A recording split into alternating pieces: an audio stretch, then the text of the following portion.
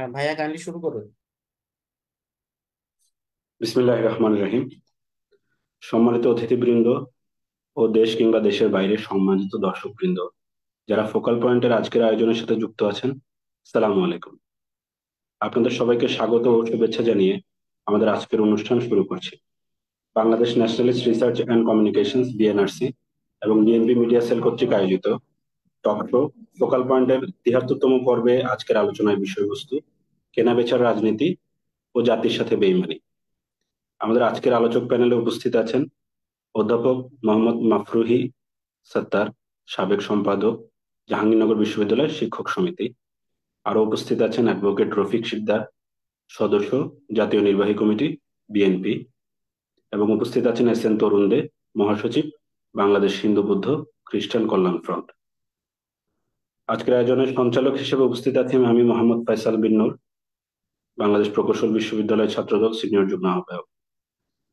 অত্যন্ত ব্যস্ততার মাঝেও আমাদের মাঝে আজকে উপস্থিত থাকার জন্য আমি আমার আলোচক বৃন্দকে অসংখ্য ধন্যবাদ জানাচ্ছি এবং কৃতজ্ঞতা জানাচ্ছি।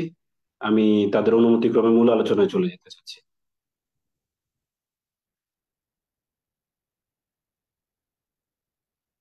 আচ্ছা, আমরা জানি রাজনৈতিক ও অর্থনৈতিক অস্থিরতার এই সময়ে দেশ বিদেশের বিভিন্ন সামাজিক রাজনৈতিক প্রতিষ্ঠান এবং উন্নয়ন সহযোগীদের প্রতিনিয়ত রাজনৈতিক সমঝোতা ও সংলাপের আহ্বানকে উপেক্ষা করে সরকার অনেকটা তড়িঘড়ি করে নির্বাচনের একটি তফসিল ঘোষণা করেছে। এই সময়ে বিএনপি সহ সমমনা অন্যান্য দলগুলো নির্বাচন বর্জনের সিদ্ধান্তে অটল আছে। এই সময়ে যেন তেন প্রকার একটা অংশগ্রহণমূলক নির্বাচন দেখানোর জন্য সরকারি দল থেকে ছোট ছোট দল এবং বিএনপি থেকে বহিষ্কৃত সাবেক নেতাদের একটা অংশকে নির্বাচনে আনার জন্য চাপ প্রয়োগ ও প্রলোভনের আশ্রয় নেওয়ার খবর বিভিন্ন মাধ্যমে চাউর হচ্ছে। গতকাল এলডিপির চেয়ারম্যান কর্নেল অলি আহমেদের একটা বক্তব্য থেকে যদি আমরা দেখতে পাই যে তিনি প্রলোভন ও চাপের ব্যাপারে একটি সংবাদ সম্মেলন করেছেন, যা বিভিন্ন মিডিয়ায় প্রচার হয়েছে। তার একটি কথা ছিল এমন যে ভাগাভাগির ও কোরবানির গরুর মতো বিক্রি হয়ে আমরা কোনো ধরনের নির্বাচনে অংশগ্রহণ করব না। সরকারি দল থেকে এই যে কোরবানির গরুর মতো নেতা কেনা বেচার এই যে প্রচেষ্টা, এই ব্যাপারটাকে আপনারা কিভাবে দেখছেন, এটা জানার জন্য প্রথমে আমি মাফরুহি স্যারের কাছে চলে যাচ্ছি। ধন্যবাদ ফয়সাল নূর, আমাকে আশা করি শুনতে পাচ্ছেন। জি। আসলে আপনি লক্ষ্য করলে দেখবেন আপনারা আজকে আমাদেরকে যে আলোচনায় আহ্বান জানিয়েছেন তার শিরোনামই হচ্ছে কেনা বেচার রাজনীতি ও জাতির সাথে বেইমানি। আমি শুরুতেই যারা আমাকে আমন্ত্রণ জানিয়েছেন এই অনুষ্ঠানে তাদেরকে ধন্যবাদ জানাচ্ছি এবং যারা শুনছেন তাদেরকে স্বাগত জানাচ্ছি। আসলে দেখেন, রাজনীতি কি বলতে গেলে তো আসলে আমরা সবাই জানি, তারপরেও বেশ সময়ের বিষয়। কিন্তু যেই শব্দটা, যেই বাক্যগুলো গত কয়েকদিন ধরে আমাদের বিভিন্ন মিডিয়ায়, বিশেষ করে গত 28শে অক্টোবরের পর থেকে চলে এসছে, তার জন্যই কিন্তু আমরা বাধ্য হচ্ছি এরকম একটা আলোচনা করার যে কেনা বেচার রাজনীতি। এটা তো হওয়ার কথা ছিল না। রাজনীতি জনগণের জন্য। রাজনীতিবিদ যারা থাকবেন তারা নীতি নৈতিকতায় এমন জায়গায় থাকবেন যে তাদেরকে যাতে অনুকরণ করা যায়। আমরা অতীতে এ ধরনের অনেক রাজনীতিবিদকেই দেখেছি। রাজনীতিবিদরা জাতির ক্রান্তিকালে এগিয়ে আসেন, জাতিকে মুক্তি দেন। কিন্তু আমরা গত প্রায়, আমি বলবো শুধু 15 বছর না, বিভিন্ন সময়ে, আহ, এমনকি মুক্তিযুদ্ধের পরপরও আমরা যা দেখেছি, আম, আসলে যদি খুব পুরানো ভাবে বলতে চাই, লালনের একটা কথা আছে যে ফিরিঙ্গিরা রাজত্ব করে জাত জাতির বিভেদে। এই যে কথাটা, এখান থেকেই কিন্তু আজকের সাথে দেখেন এত বছর পরেও মিলে যাচ্ছে যে যারা সরকার গঠন করেছেন তাদের যে দায়িত্ব ছিল, তাদের যে কাজগুলো ছিল সেগুলো না করে তারা মূল দায়িত্ব হিসাবে নিয়েছেন কিভাবে ক্ষমতায় টিকে থাকা যায়। এই টিকে থাকতে যেই যে কথাটি আপনি শুরুতে বলেছেন যে অর্থনীতির শুধু অবস্থা খারাপ না, জাতি যে আজকে একটা চরম সংকটে নিপতিত হয়েছে, সেই সংকটের একটা সহজ সমাধান ছিল, সহজ সমাধান এখনো আছে। সেই পথে না হেঁটে, যেই পথে মধ্যে আমি অবশ্যই বলবো যে সেটা ভিসা নীতির কারণেই সবাই দেখছেন যে পশ্চিমা বিশ্ব থেকে শুরু করে সারা পৃথিবীর যত আন্তর্জাতিক সংগঠন রয়েছেন, মানবাধিকার সংগঠন রয়েছেন, যারাই গণতন্ত্রের কথা, গণতন্ত্রকে পছন্দ করেন, যারা গণতন্ত্রকে লালন করেন, তাদের চাপের কারণে এবং জাতির বিএনপির নেতৃত্বে, বিএনপির যে অর্গানাইজের কারণে যেভাবে জাতি ঐক্যবদ্ধ হয়েছিল, সেই চাপের কারণে মধ্যে কয়েকটা দিন আমরা কিন্তু কিছু অল্প হলেও দেখেছি যে আসলে রাজনীতি কি। কিন্তু এখন যা দেখছি, বা যে প্রশ্নটি আপনি করেছেন যেটাকে কিভাবে দেখেন, এখন যা দেখছি সেটা হচ্ছে যে একেবারেই সকল যারা রাজনীতি নিয়ে কথা বলবেন, যারা রিপ্রেজেন্ট করবেন, যারা প্রতিনিধিত্ব করবেন, তাদেরকে বিভিন্নভাবে সরিয়ে দিয়ে, সেই সরিয়ে দেওয়া কিন্তু কোনো মানে আইনগত তো নয়, নীতিগত তো নয়। যেই কথাটি আপনি বলেছেন যে মামলা হামলা, খুন গুম, এই ধরনের বিভিন্ন কিছুর আশ্রয় নিয়ে, তারপরেও এই আজকের সরকার কি করছেন এখন, যে বিভিন্ন যারা আছেন দলছুট বলেন, যারা রাজনীতিতে সবসময় চেনা মুখ, আসলে কাউকেই অশ্রদ্ধা করে বলতে চাই না, কিন্তু দীর্ঘদিন ধরেই আমরা দেখেছি যে আমরা একসময় একটা শব্দ শুনেছি গৃহপালিত বিরোধী দল, তার পুনরাবৃত্তি আমরা হতে দেখেছি। আমরা কেন বলছি কেনা বেচা, আমি যদি খুব না নিয়ে আপনাদের ধৈর্যচ্যুতি না ঘটিয়েই বলি যে দেখেন, আমরা হয়তো রাজনীতিতে অনেক ভুল করতে পারি, যে কেউই ভুল করতে পারে, মানুষ মাত্রই ভুল করে, কিন্তু ভুলটি শুধরে নেওয়াই কিন্তু আমাদের নেতৃত্ব বলেন বা যারাই রাজনীতি থাকবেন তাদের কাজ। এখন আমি জাতির দিকে, দেশের অবস্থার দিকে না তাকিয়ে যখন আমি আমার নিজের আখের গোছানোর জন্য হঠাৎ করেই, আমরা ছোটকালে শব্দটা ব্যবহার করতাম পল্টি খাওয়া, অর্থাৎ দিক পরিবর্তন করা। দিক কিন্তু পরিবর্তন হতে পারে, আমি একটু আগে বলেছি যে হয়তো কোনো একটা ভুল করেছি, পরে দেখা গেছে, তাহলে সেই ভুলটা শুধরানোর জন্য আমরা অবশ্যই চলে আসবো। কিন্তু আমরা এটা 1986 সালেও দেখেছি, হয়তো পরেও আলো অনেকগুলো আলাপ করা যাবে, যে কোনো কিছুর পরিবর্তন হয়নি, কোনো অবস্থার পরিবর্তন হয়নি। সেই পরিবর্তন না হলেও আমি কি করছি, শুধুমাত্র আমার নিজের জন্য, আমার একটি ব্যাংকের মালিক হওয়ার জন্য, বিভিন্ন সুযোগ সুবিধা পাওয়ার জন্য কি করলাম, আমি নিজের থেকে ঘুরে গেলাম। যে আমি 2 দিন আগে যেই কথা বলেছি, 24 ঘন্টা আগে যেই কথা বলেছি, 1 ঘন্টা আগে যেই কথা বলেছি, এটাকেই আসলে কেনা বেচার রাজনীতি বলা হচ্ছে। এটা আসলে নিজের সাথে শুধু নয়, জাতির সাথে একটা বেইমানি। সেই জন্যই এখন রাজনীতিটাকে আমরা দেখছি এইভাবে, কেনা বেচার রাজনীতি এবং জাতির সাথে বেইমানি। যারা আপনার বিভিন্ন কর্মসূত্র ধরেই আমি হচ্ছে একটু তরুণদের কাছে যেতে চাই, আমাদের তরুণদের সাহেবের কাছে যেতে চাই। আমি যদি এলডিপির চেয়ারম্যান জনাব অলি আহমদকে একটু কোট করি এই জায়গায়। উনি ওনার সংবাদ সম্মেলনে বলেছিলেন প্রায় 5-6 জায়গা থেকে আমার কাছে যোগাযোগ হয়েছে। আমার উত্তর একটাই, আমার বয়স হয়েছে, এখন এমপি মন্ত্রী থাকার খায়েশ রাখি না। আমি 2-4টা ব্যাংকের মালিক হতে পারতাম, যেমনটা আমাদের স্যার বলেছেন, মাফরুহি স্যার। আমি 2-4টা ব্যাংকের মালিক হতে পারতাম, ইন্স্যুরেন্স কোম্পানি কুইক রেন্টালের মালিক হতে পারতাম। আমি সর্বোচ্চ অবস্থানে ছিলাম। কিন্তু ক্ষমতা পাওয়া, এমপি মন্ত্রী হওয়া আমাদের কাম্য নয়।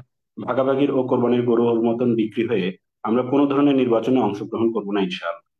অনেক লোভ আসবে, অনেক লালসা আসবে, অনেকের কাছ থেকে অনেক ধরনের অফার আছে, আমার কাছেও আছে। আল্লাহর কাছে প্রার্থনা করি আমি যেন এই বয়সে জনগণের সাথে কোনো বেইমানিতে উদ্বুদ্ধ না হই।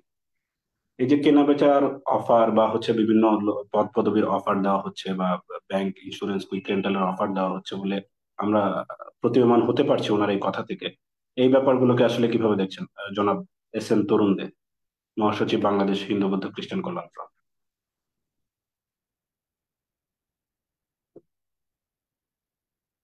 আপনাকে শোনা যাচ্ছে না, আনমিউট যদি করতেন। আমার মনে হয় আনমিউট করা হয়নি।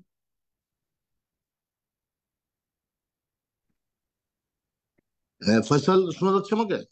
জি, জি, ধন্যবাদ, প্লিজ। আজকে মিডিয়া সেল কর্তৃক আয়োজিত আজকের এই কেনাবেচার রাজনীতি এবং জাতির সাথে বেইমানি, আজকের এই টপিকস এর আলোকে যারা বিজ্ঞ আলোচক বৃন্দ উপস্থিত হয়েছেন এবং আহ, আমাদের সঞ্চালক ফয়সাল বিন নূর সহ বাংলাদেশের বাংলাদেশ জাতীয়তাবাদী দলের সকল পর্যায়ের নেতৃবৃন্দ এবং বাংলাদেশের 17 কোটি মানুষকে আমি এই ক্রান্তিকালীন সময়ে বাংলাদেশ জাতীয়তাবাদী দল, বাংলাদেশ হিন্দু বৌদ্ধ খ্রিস্টান কল্যাণ ফ্রন্ট এবং পক্ষ থেকে সবাইকে বিপ্লবী অভিনন্দন জানাচ্ছি। কেনাবেচার রাজনীতির ফয়সাল, আমাকে শোনা যাচ্ছে? জি, ক্লিয়ার, ক্লিয়ার। আচ্ছা, কেনাবেচার যে রাজনীতির বিষয়টা এখানে এসেছে, এটা বাংলাদেশ এখন শাসক দল হচ্ছে আওয়ামী লীগ। এখন ক্রেতা আর বিক্রেতা।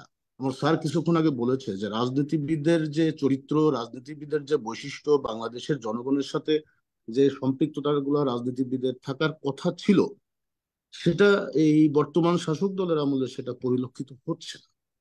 আর বর্তমান শাসক দলকে যদি আমি ক্রেতা বলি, বিক্রেতা তো ঠিক হয়নি। বিক্রেতা তো বাজারে পাওয়া যাচ্ছে না। যারা অতি লোভী, যারা ক্ষমতা লিপ্সু, যারা দলের প্রতি কমিটমেন্ট নাই, তারাই হয়তো আমার মনে হয় পণ্য হিসেবে আসতে পারে।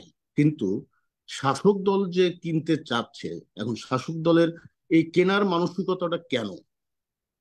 এটা কেন হচ্ছে কেনার মানসিকতা? কারণ হচ্ছে বাংলাদেশ আওয়ামী লীগ 1948 সালের 23শে জুন প্রতিষ্ঠা হয়েছে। আসলে এটা যদি আমি বলতে চাই ভারত উপমহাদেশের রাজনীতির হিসাবে, যদি আমি বলতে চাই, এই কেনাবেচা রাজনীতিটা শুধু এখন নয়, এটা অনেক আগের থেকেই হয়ে আসছে। আমার স্যাররা হয়তো ভালো জানবেন, বা রফিক ভাইও ভালো জানবেন। আপনি দেখবেন ব্রিটিশ আমলে 1885 সালে যখন কংগ্রেস প্রতিষ্ঠিত হয়, আসলে কংগ্রেস তৎকালীন সময় কিন্তু কোনো রাজনৈতিক দল ছিল না। তখন ছিল যে ব্রিটিশের তখন যে ভাইস বয় ছিল লর্ড হিম, তিনি তখন এই ব্রিটিশদের যাতে বিপক্ষ শক্তি ভারতবর্ষে যাতে স্টাবলিশ না হতে পারে, তখন কিন্তু এই কংগ্রেসটি প্রতিষ্ঠিত হয়। পরবর্তীতে সেটা রাজনৈতিক দলে আসছে, আমি অত বিশদ বিবরণে যাব না। এরপরে 1906 সালে যে মুসলিম লীগ হলো, মুসলিম লীগ হওয়ার পরে মুসলিম লীগ কিন্তু এই ভারত উপমহাদেশের মুসলমানদের দাবির জন্য, পাকিস্তান মানে মুসলিম একটা রাষ্ট্রের জন্য তারা যে আন্দোলন সংগ্রামের প্রস্তুতি নিয়েছিল, সেটা মুসলিম লীগের মাধ্যমে প্রতিষ্ঠা হয়েছিল। কিন্তু পরবর্তীতে দেখা গেল ওই ব্রিটিশ সরকারই কিন্তু এই অন্তরালে কাজ করে কংগ্রেস এবং মুসলিম লীগ এক করে লখনৌ চুক্তি করার একটা চিন্তা ভাবনা করেছিল, যে দুই দলকে এক জায়গায় রেখে তারা যাতে আন্দোলন সংগ্রামের কথা বলে, ভারতবর্ষের জনগণের কথা বলে, অর্থাৎ পারপাসটা সার্ভ হবে কার? ব্রিটিশদের। আলটিমেটলি সেটা কিন্তু হয়নি। তো 1948 সালে এভাবে আওয়ামী লীগ প্রতিষ্ঠিত হলো, আওয়ামী মুসলিম লীগ হিসেবে আসলো। তৎকালীন সময় দেখেন যে আওয়ামী লীগের যে প্রতিষ্ঠাতা, যে প্রেসিডেন্ট, তিনি কিন্তু আওয়ামী লীগে নাই। অর্থাৎ এখানেও কিন্তু একটা লোভের বিষয় আছে। অর্থাৎ মাওলানা আব্দুল হামিদ খান ভাসানী যেই তার যে আন্তরিকতা, তার যে কমিটমেন্ট, তার যে চিন্তা ভাবনা, সেটা বিশ্বের কাছে দাবি করে তুলেছিল, সেখানে আওয়ামী লীগের সাথে কিন্তু তাদের দেনা মানে কি বলে এটাকে, বনিবনা হয় নাই। বনিবনা না হওয়ার কারণে একটা পর্যায়ে কিন্তু এই মাওলানা আব্দুল হামিদ খান ভাসানী এই দলটি করতে পারেননি। উনি আবার শুধু তাই নয়, দেখেন 1970-এর নির্বাচনে আওয়ামী লীগ 170টা আসনের নমিনেশন দিয়েছে, ন্যাপ কিন্তু দেয়নি। অর্থাৎ ন্যাপ যদি নমিনেশন দিত, তাহলে আওয়ামী লীগের কি হতো 70-এর নির্বাচনে, সেটাও কিন্তু একটা দেখার বিষয় আছে। পরবর্তীতে আমরা কি দেখলাম, এই মাওলানা ভাসানী কিন্তু 1971 সালে যখন যুদ্ধ পরিচালনা হয়, তখন কিন্তু সর্বজন গৃহীত একটা কমিটি ছিল, সেটা কিন্তু সভাপতি ছিল। তিনিও পরবর্তীতে কিন্তু আবার যখন আওয়ামী লীগ ক্ষমতায় আসলো, ক্ষমতায় আসার পরে কিন্তু এই মাওলানা ভাসানী কিন্তু শেখ মুজিবের আমলে কিন্তু জেল খাটছে। খুব দুঃখজনক ইতিহাস। অর্থাৎ আওয়ামী লীগ যখনই ক্ষমতায় আসতেছে, তখনই তাদের একটা রাজনৈতিক অপপ্রচার, কেনা, সমাজ মানে রাজনীতিতে টিকে থাকা, ক্ষমতাকে কুক্ষিগত করা, এটা আওয়ামী লীগের বর্তমান ইতিহাস না, এটা অতীত ইতিহাস। ধারাবাহিকভাবে তারা একটা বিভিন্ন কায়দায়, বিভিন্ন ভাবে, তারা বিভিন্ন সময়ে, তারা বিভিন্ন আকারে তারা প্রস্তাবনা দিয়ে থাকে এবং সাকসেস হওয়ার চিন্তা ভাবনা করে। সেখান থেকে আমাদের নেতা জনাব তারেক রহমান, আমাদের শহীদ রাষ্ট্রপতি জিয়াউর রহমান কিন্তু বাংলাদেশটাকে মুক্ত করে। আমি বিশদ বিবরণে যাব না। সর্বশেষ যে কথাটি বলতে চাই সেটা হলো, আওয়ামী লীগ যতবারই ক্ষমতায় আসছে, কোনো না কোনো ভাবেই ক্ষমতায় আসছে। অর্থাৎ আওয়ামী লীগের যে বাঙালি জাতীয়তাবাদ, এই জাতীয়তাবাদ কিন্তু বাংলাদেশের মানুষের মনে এখনো কিন্তু প্রাণ সঞ্চার করতে পারেননি। এটা আমি মনে প্রাণে বিশ্বাস করি।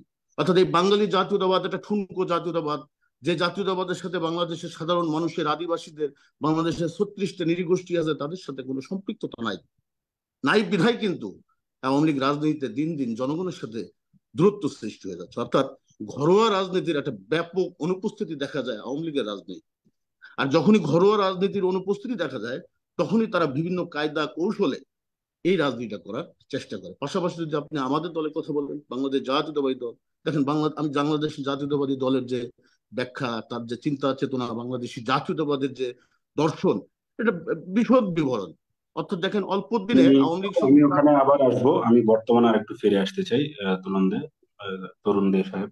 আমি আবার একটু এই মুহূর্তে আমি আমাদের আহ, শ্রদ্ধেয় শ্রদ্ধেয় রফিক শিকদার সাহেবের কাছে যেতে চাচ্ছি, অ্যাডভোকেট রফিক শিকদার। আমি একটু পড়ি। গত সপ্তাহে দেখলাম যে কল্যাণ পার্টির সৈয়দ মোহাম্মদ ইব্রাহিম, উনি হচ্ছে যে স্বৈরাচার বিরোধী আন্দোলনের সাথে অনেকদিন ধরেই যুক্ত ছিলেন। কিন্তু এই এক দফার আন্দোলন ছেড়ে হঠাৎ করেই উনি দেখলাম আমরা সিদ্ধান্ত জানিয়েছেন যে উনি নির্বাচনে যাবেন। উনার এই হঠাৎ ইউটার্ন নিয়ে নানামুখী ব্ল্যাকমেইল ও অর্থের প্রলোভনের কথা আমরা শুনছি বিভিন্ন মিডিয়ায়, বিভিন্ন সংবাদ মাধ্যমে, বা সামাজিক যোগাযোগ মাধ্যমে। ইভেন সামাজিক যোগাযোগ মাধ্যমগুলোতে ওনার ইউটার্নের খবর এবং হচ্ছে যেসব নানামুখী ব্ল্যাকমেইলের খবরগুলোতে আমরা দেখছি, বা সংবাদ সম্মেলনগুলোর কমেন্ট সেকশন যদি আমরা দেখি, দেখতে পাচ্ছি যে ওনাকে জাতীয় বেঈমান ইস্যুতে বা ভূষিত করা হচ্ছে, এবং এই কমেন্ট গুলো করছে সাধারণ জনগণই। এই যে নির্বাচনে যাওয়ার কারণে উনি যে জাতীয় বেঈমান হিসেবে ভূষিত হচ্ছেন বর্তমানে, ওনার এই ইউটার্নটাকে আপনি একজন দলের জাতীয় নির্বাহী কমিটির সদস্য হিসেবে কিভাবে দেখছেন? আর জনগণের এমন প্রতিক্রিয়া যে করছে, জনগণ যে প্রতিক্রিয়া দেখাচ্ছে বিএনপি সহ বিরোধী দলের আন্দোলনগুলোর প্রতি, জনগণের এই কমেন্ট গুলোকে আপনারা সরব সমর্থন হিসেবে দেখছেন কিনা, এই প্রশ্ন নিয়ে আপনার কাছে চলে আসছে জনাব অ্যাডভোকেট রফিক শিকদার। ধন্যবাদ আপনাকে। আহ, সঞ্চালক মিডিয়া সেল কর্তৃক আয়োজিত আহ, মোহাম্মদ ফয়সাল বিন নূর একজন মেধাবী ছাত্র। এখানে আমাদের জাহাঙ্গীরনগর বিশ্ববিদ্যালয়ের সম্মানিত প্রফেসর, সাবেক সাধারণ সম্পাদক শিক্ষক সমিতির মোহাম্মদ মারুফি মাফরুহি সত্তার সাহেব আছেন। আর বাংলাদেশ হিন্দু বৌদ্ধ কল্যাণ খ্রিস্টান ঐক্য পরিষদের সংগ্রামী কল্যাণ মহাসচিব, ফ্রন্ট। কল্যাণ ফ্রন্টের মহাসচিব সাবেক ছাত্র নেতা তরুণরা আছেন, এবং যারা দেখছেন এখন এবং পরবর্তীতে মিডিয়া সেটে দেখবেন, দেশ এবং প্রবাসের সবাইকে আমি আমার ব্যক্তিগত পক্ষ থেকে এবং বিএনপির কেন্দ্রীয় সংসদের পক্ষ থেকে শুভেচ্ছা এবং অভিনন্দন জানাই। আপনি জানেন বাংলাদেশ আজকে একটি আহ অস্থিরতা এবং রাজনৈতিক সংকটের মাঝে আছে, এবং এমন একটি সময়ে আমরা পার করছি যখন জনগণ নানান কারণে দিশেহারা। আপনি যে পয়েন্টটি নিয়ে আসছেন আজকে, কেনা বেচার রাজনীতি, এখানে আমি আগে রাজনীতির কথা যদি আসি, সত্তার সাহেব বলে গেছেন যে রাজনীতিটা কি। শুধু রাজনীতি তো জনগণের, মানুষের জন্য, বৃহত্তর জনগোষ্ঠীর জন্য, কল্যাণের জন্য, উন্নয়নের জন্য, নিরাপত্তার জন্য, সকল স্তরে মানুষের উপযোগী এবং আপনার পজিটিভ যে কাজগুলো আছে, ইতিবাচক সে কাজগুলো করাই তো হচ্ছে আমাদের রাজনীতি করা। সেখানে রাজনীতিতে কেনা এবং বেচা কেন আসবে, জবাব দিতে থাকতে পারে রাজনীতি। সংসদে যেমন জবাব দিতে থাকতে পারে, রাজনৈতিক সংগঠনে জবাব থাকতে পারে। যদি বলেন জবাব দিতে কার কাছে থাকবে, রাজনৈতিক দলগুলো কমিটমেন্ট থাকে, জনগণের কাছে জবাবদিহি করে। আর পার্লামেন্টে যারা যায় তাদেরও জবাব দিতে আছে পার্লামেন্টে। কিন্তু আজকের এই প্রেক্ষাপটে দেখা যাচ্ছে যে পার্লামেন্টে যারা যাচ্ছে অধিকাংশই রাজনৈতিক লোক, বা তাদের রাজনীতি সম্পর্কে কোনো জ্ঞান বুদ্ধি নাই, সে কারণে তাদের কোনো লেজিটিমেসি নাই দেশের সমাজে। আর রাজনীতি যারা করছে তাদের মধ্যে অনেকেরই কমিটমেন্ট নাই। তার মধ্যে যদি বলেন আপনি যে কার নাই, এই যে আপনি লাস্টে যে কথাটি বললেন যে মেজর জেনারেল ইব্রাহিম, আমি জানি না উনি দেশের জন্য যুদ্ধ করেছেন, ওনাকে স্যালুট দিই, সম্মান জানাই। কিন্তু এই শেষ বয়সে এসে তিনি যে কাজটি করলেন, এবং কিছুদিন আগেও বলেছিলেন যে এই আওয়ামী লীগের অধীনে যদি কেউ নির্বাচনে যায় তাহলে আত্মহত্যা সামিল হবে, সেই ব্যক্তিটি সময়ের ব্যবধানে আবার নির্বাচনে যাওয়ার জন্য ঘোষণা দিলেন। তাতে করে আমার কাছে দুটো জিনিস মনে হয়। একটি হলো হয় তিনি সুস্থ নয়, কিংবা বড় ধরনের চাপ এই বয়সে তিনি সহ্য করতে পারেন। এখন যদি বলি যে বড় ধরনের চাপ উনি সহ্য করতে পারেন নাই, সে কথাটি বলারও হয়তো আমার একটা সাহস নেই, এটা হতে পারে। আর অসুস্থ হলে সে কথাটি তিনি বলতেই পারতেন যে আমি অসুস্থ, স্বাধীনভাবে আমি আর রাজনীতি করতে পারছি না, সম্মানের ইতিহাসে তিনি থাকতেন। আপনি দেখুন, যারা রাজনীতি থেকে ছিটকে গেছে কিংবা রাজনৈতিক দলের সাথে বা যে আদর্শে বিশ্বাস করে সেখান থেকে যারাই সরে গেছে, তারা কিন্তু ইতিহাসের পাতায়, ইতিহাসের খাতায় আত্ম করেই কিন্তু তারা আছে, তাদেরকে জনগণ আর ভালোবাসে না। আর আজকের এমন একটা প্রেক্ষাপটে সমগ্র জনগোষ্ঠী বিএনপির সাথে, বিএনপির পতাকা তোলে, এবং আওয়ামী লীগের এবং রেজিম সরকারের বিরুদ্ধে এক কাতারে সামিল হয়েছে। শুধু বিএনপি নয়, বিএনপির সাথে পেশাজীবী, শ্রমিক, কৃষক, মেহনতি সকল স্তরে এক এক কাতারে, এক প্ল্যাটফর্মে এসে গেছে। আর আওয়ামী লীগ শাসক গোষ্ঠী এবং তার দালাল এবং দোসর যারা আছে তারা একসাথে মিলেছে, তারা পুরোপুরি জনগণের বিরুদ্ধে। এবং আপনি জানেন যে আজকে আওয়ামী লীগ সরকারে বিলীন করে ফেলেছে নিজেদেরকে, আর সরকার রাষ্ট্রে বিলীন হয়ে গেছে, ফলে রাষ্ট্র সরকার এবং আওয়ামী লীগ রাজনৈতিক দল একাকার হয়ে গেছে। রাষ্ট্র আজকে নির্বাক হয়ে গেছে, রাষ্ট্র আজকে অমানবিক হয়ে গেছে। রাষ্ট্র বলে না যে আহ, তুমি গুম বন্ধ করো, রাষ্ট্র বলে না তুমি বিচার বহির্ভূত হত্যাকাণ্ড বন্ধ করো, রাষ্ট্র বলে না যে এরকম রাজনৈতিক মেধাবীদের তুমি কারাগারে নিক্ষেপ করো না, তুমি এটা বন্ধ করো। আওয়ামী লীগ রাষ্ট্র আওয়ামী লীগকে বলে না যে তুমি বিরাজনীতি করো, এই রাজনীতিকে, এই যে কেনা বেচার যে রাজনীতিকে নষ্ট করা, এই নষ্ট রাজনীতি তুমি করো না, তুমি থামো। রাষ্ট্র বলে না। কিন্তু আমার কথা হলো, রাষ্ট্র বলুক আর না বলুক, রাষ্ট্রে যে জনগণ আছে, প্রজাতন্ত্রের মালিক রাষ্ট্র জনগণ। জনগণ হচ্ছে নদীর মতো, স্রোতস্বিনী নদীর মতো। নদী যেমন আপনার বাদ দিলে উপচে যাবে কিংবা অন্য দিক দিয়ে প্রবাহিত হবে স্রোতস্বিনী নদী, কখনো কখনো আবার বাঁধ ভেঙেও যাবে। সেরকম প্রাকৃতিক ভাবেই দেখবেন যে যখন নাকি নিয়মের শাসন, নিয়ম মানে না রাষ্ট্র, তখন কিন্তু রাষ্ট্র প্রতিবাদ করে, আর সেই রাষ্ট্র প্রতিবাদ হয়। এই বাংলাদেশে বারবার হয়েছে। আহ সন তারিখ আমি আর এখন বলতেই চাই না, শুধু এটুকুই বলছি, বারবার রাষ্ট্র প্রতিবাদ করেছে এবং রাষ্ট্রের জনগণ বিজয় অর্জন করেছে। আজকে এমন একটি সময় আমরা অতিক্রম এবং আমরা পার করছি, যখন আপনার যে রাজনীতি, যাকে আমরা শিল্প বা আর্ট বলি, সে রাজনীতিকে যারা কলুষিত করেছে, যে রাজনীতিতে সৃজনশীলতা থাকবে, যে রাজনীতিতে ভ্রাতৃত্ববোধ থাকবে, যে রাজনীতিতে আপনার ক্রিয়েটিভিটি থাকবে, সেই রাজনীতিকে সৃষ্টিশীলতা থাকবে, সেই রাজনীতি আজকে আওয়ামী লীগ যে সংগঠনটি ফ্যাসিস্ট, তারা ধ্বংস করতে যাচ্ছে। সেখান থেকে, সেই রাজনীতি থেকে আমাদের বর্তমানে আহ, বিশেষ করে আমাদের শহীদ রাষ্ট্রপতি জিয়াউর রহমান বিএনপি প্রতিষ্ঠা করে গেছেন, তো জাতীয়তাবাদের আদর্শে, এরকম জাতীয়তাবাদী আদর্শের একটি বিএনপির নামে একটি বাংলায় নাম, বাংলাদেশ জাতীয়তাবাদী দল, এত সুন্দর একটি নামে তিনি প্রতিষ্ঠা করে গেছেন, আদর্শ ভিত্তিক। সেই জাতীয়তাবাদী আদর্শে বাংলাদেশের সমস্ত জনগোষ্ঠী ঐক্যবদ্ধ হয়েছে। সেই সংগঠনটি কিন্তু বেগম খালেদা জিয়ার আপসহীন এবং প্রত্যয়শীল নেতৃত্বের মধ্য দিয়ে 9 বছর সুদৃঢ় কর্মকাণ্ড এবং সংগ্রামের ভূমিকার মধ্য দিয়ে আহ, আজকে প্রতিষ্ঠিত হয়েছে। এবং তখন মানুষ বলেছে যে survival of the fittest and struggle for the existence, সংগ্রামের মধ্যে দিয়ে নেতৃত্ব প্রতিষ্ঠিত হবে এবং যারা যোগ্য তারাই টিকে থাকবে। সেই অর্থে বেগম খালেদা জিয়া বাংলাদেশের প্রথম মহিলা প্রধানমন্ত্রী হয়েছেন 1991 সালের 27 ফেব্রুয়ারি, সে অবাধ সুষ্ঠু নির্বাচনে, মুজিব কোনারও আগে। কারণ বেগম খালেদা জিয়ার সেই কর্মকাণ্ডের কারণে, রাজনৈতিক প্রজ্ঞার কারণে, আপোষহীনতার কারণে, লোভ না করার কারণে। সেখান থেকে আজকে বেগম খালেদা জিয়া গণতন্ত্রের জন্য কিন্তু তিনি কিন্তু আজও কিন্তু তারা মুক্ত নন। তিনি গত 2018 সালের 8 ফেব্রুয়ারি থেকে আজ পর্যন্ত বন্দী। তিনি বাইরে এসে কথা বলতে পারছেন না, তিনি বাইরে চিকিৎসা করতে পারছেন না, বাইরে যেতে পারছেন না। যদিও আওয়ামী লীগ বলতে চায় যে একটা বাড়িতে আছে, কিন্তু তিনি কিন্তু মুক্ত নন। সেই সময়টায় দেশের এই ক্রান্তিকালে আমাদের যিনি বিএনপির আজকে ভারপ্রাপ্ত চেয়ারম্যান জননেতা তারেক রহমান, তার যে সৃজনশীল এবং গতিশীল যুগোপযোগী রাজনীতি, এই রাজনীতির প্রত্যেকটা প্রোগ্রামকে মোকাবেলা করতে আওয়ামী লীগ যারা সরকারে আছে, তারা হিমশিম খাচ্ছে। রাজনীতি দিয়ে মোকাবেলা করতে তারা ব্যর্থ হয়ে তারা এখন ভিন্ন পথে চলে গেছে, কেনা বেচা। শুধু কেনা বেচা করে তারা থেমে থাকছে না, তারা আমাদের বিএনপির যে 28 অক্টোবর যে আপনি দেখলেন সমাবেশ, অত্যন্ত শান্তিপূর্ণ সেই সমাবেশে তারা কিন্তু অনেক নির্মম ভাবে নির্যাতন নিপীড়ন করেছে এই বাহিনীকে দিয়ে। সেই বাহিনীকে কিন্তু, বাহিনীর বিরুদ্ধে আমার যতখানি ক্ষোভ, তার চেয়ে বেশি বেশি ক্ষোভ আওয়ামী লীগ শাসক গোষ্ঠীর উপরে। কারণ বাহিনীকে তারা কেন কাজে লাগান? বাহিনী তো রাজনীতি করে না। আজকে আওয়ামী লীগ যদি আমাদের সাথে লড়াই করতো, আমরা মেনে নিতাম যে আওয়ামী লীগের কর্মীরা মারামারি করেছে, ঠিক আছে। তা একটা বাহিনীকে দিয়ে, পুলিশ বাহিনী, র্যাব বাহিনী, বিভিন্ন সংস্থাকে দিয়ে বিএনপি শান্তিপূর্ণ সমাবেশগুলো অত্যন্ত পরিকল্পিত ভাবে তারা ভেঙে দিয়েছে। কিন্তু এই ভেঙে দিয়ে আওয়ামী লীগ কিন্তু সুবিধার মধ্যে নেই। যে টপিকটা এনেছেন, ভেঙে দিয়ে আজকে যখন বিএনপি যখন আজকে বিভিন্ন কর্মপ্রোগ্রাম গুলো পরিচালিত করছে হরতাল অবরোধ ধারাবাহিকভাবে, আওয়ামী লীগ কিন্তু হিমশিম খাচ্ছে। আওয়ামী লীগ বিএনপিকে কাউন্ট করে।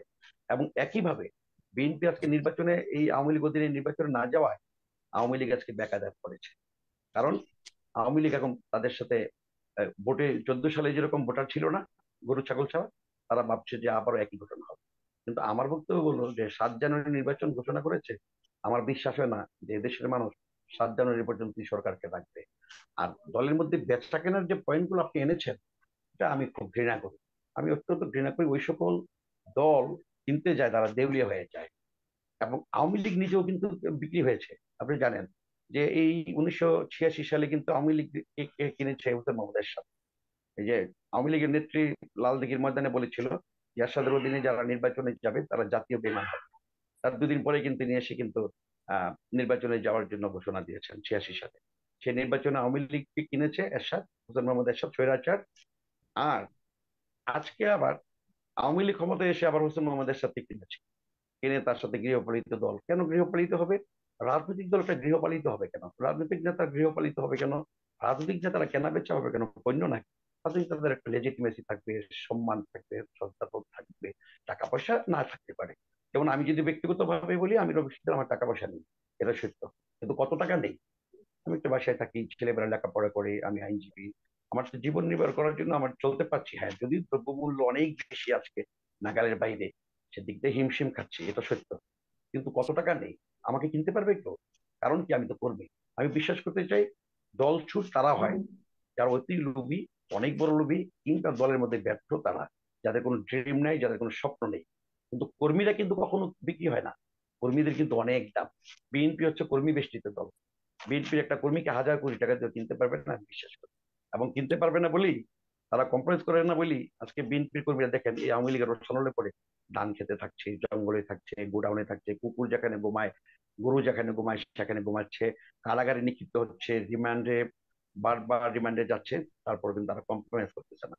এবং আওয়ামী লীগ যে 28 অক্টোবরে বিএনপির উপরে যে নির্যাতন স্টিমরোলার চালিয়েছে, তারা ভেবেছিল যে এটা করলে বিএনপি বোধহয় ভেঙে যাবে বা তাদের সাথে কম্প্রোমাইজ করবে, কিংবা তাদের অধীনে নির্বাচনে যাবে। তাও তারেক রহমানের গতিশীল নেতৃত্বে, এবং তারেক রহমানকে আমি ব্যক্তিগতভাবে, আমি আজকে একটা প্ল্যাটফর্ম থেকে আমাদের ভারপ্রাপ্ত চেয়ারম্যান জনতা তারেক রহমানকে আমি স্যালুট জানাই, শ্রদ্ধা জানাই, যে তিনি যদি সেদিন এই এই পরিস্থিতিতেও কিন্তু বিএনপি নেতাকে উনি মহাসচিব হরতাল কর্মসূচি ঘোষণা করেছেন প্ল্যাটফর্ম থেকে 4:30টার দিকে। আমরা ওনার পাশেই ছিলাম। কিন্তু তারেক রহমান সাহেব যদি সেদিন নির্দেশ দিতেন, বিএনপির হাজার হাজার লাখ লাখ নেতা কর্মী কিন্তু বঙ্গবন্ধু এভিনিউ রমনার দিকে আওয়ামী লীগের সমাবেশে যেতে পারত। কিংবা তারেক রহমান যদি নির্দেশ দিতেন, তাহলে সেদিন হাজার হাজার অনেক ঘটনা ঘটতো বাংলাদেশে, অনেক ঘটনা হয়ে যেত। সহিংসতা কিন্তু দিকে যেতে পারতো আমাদের কিন্তু কিন্তু তারেক রাজনৈতিক। রহমানের নির্দেশে, তারেক রহমানের দূরদর্শী রাজনীতিতে আমি বলবো ওনাকে আমি স্যালুট দিই। বিএনপিকে দীর্ঘদিনের জন্য এবং বাংলাদেশের জনগণকে তিনি ভালোবাসেন বলে এই বিএনপি নেতা কর্মীদেরকে পুলির মুখে বা তোপের মুখে ফলানো কর্মসূচি দেন নাই। সেখান থেকে মহাসচিবকে দিয়ে হরতাল দেখে প্রোগ্রাম শেষ করে দিয়েছেন। তারপরেও কিন্তু এই শাসক গোষ্ঠীর থাবা থেকে কিন্তু আমাদের অনেক নেতা কর্মী বাঁচতে পারেনি, গ্রেপ্তার হয়েছে, মরেছে। আমাদের এই পর্যন্ত প্রায় 12টা নেতা কর্মী মারা গেছে সাংবাদিক সহিত। কিন্তু আমার বক্তব্য আমি হলো, এই প্রসঙ্গে একটু আপনাকে ইয়ে করে আপনার কথার সূত্র ধরে একটা জায়গায় যেতে চাই। যে আপনি বলেছেন যে আমাদের মামলা হামলা গুম রিসেন্টলি আমরা দেখছি গুপ্ত হত্যার দিকে যাচ্ছে। সরকারি বিভিন্ন সংস্থাগুলোর দিকে আঙ্গুল তুলছেন অনেকে এইসব ব্যাপারে। তো আমরা দেখছি হচ্ছে যে প্রথম আলোর একটা সংবাদ যদি আমরা দেখি, যে ভোটে আসতে পারে ছোট ছোট দলগুলোর মধ্যে ইসলামপন্থী একাধিক দলের নাম রয়েছে, দলগুলো শীঘ্রই নির্বাচনে ঘোষণা দিতে পারে, এটাই হচ্ছে প্রথম আলোর লেখা।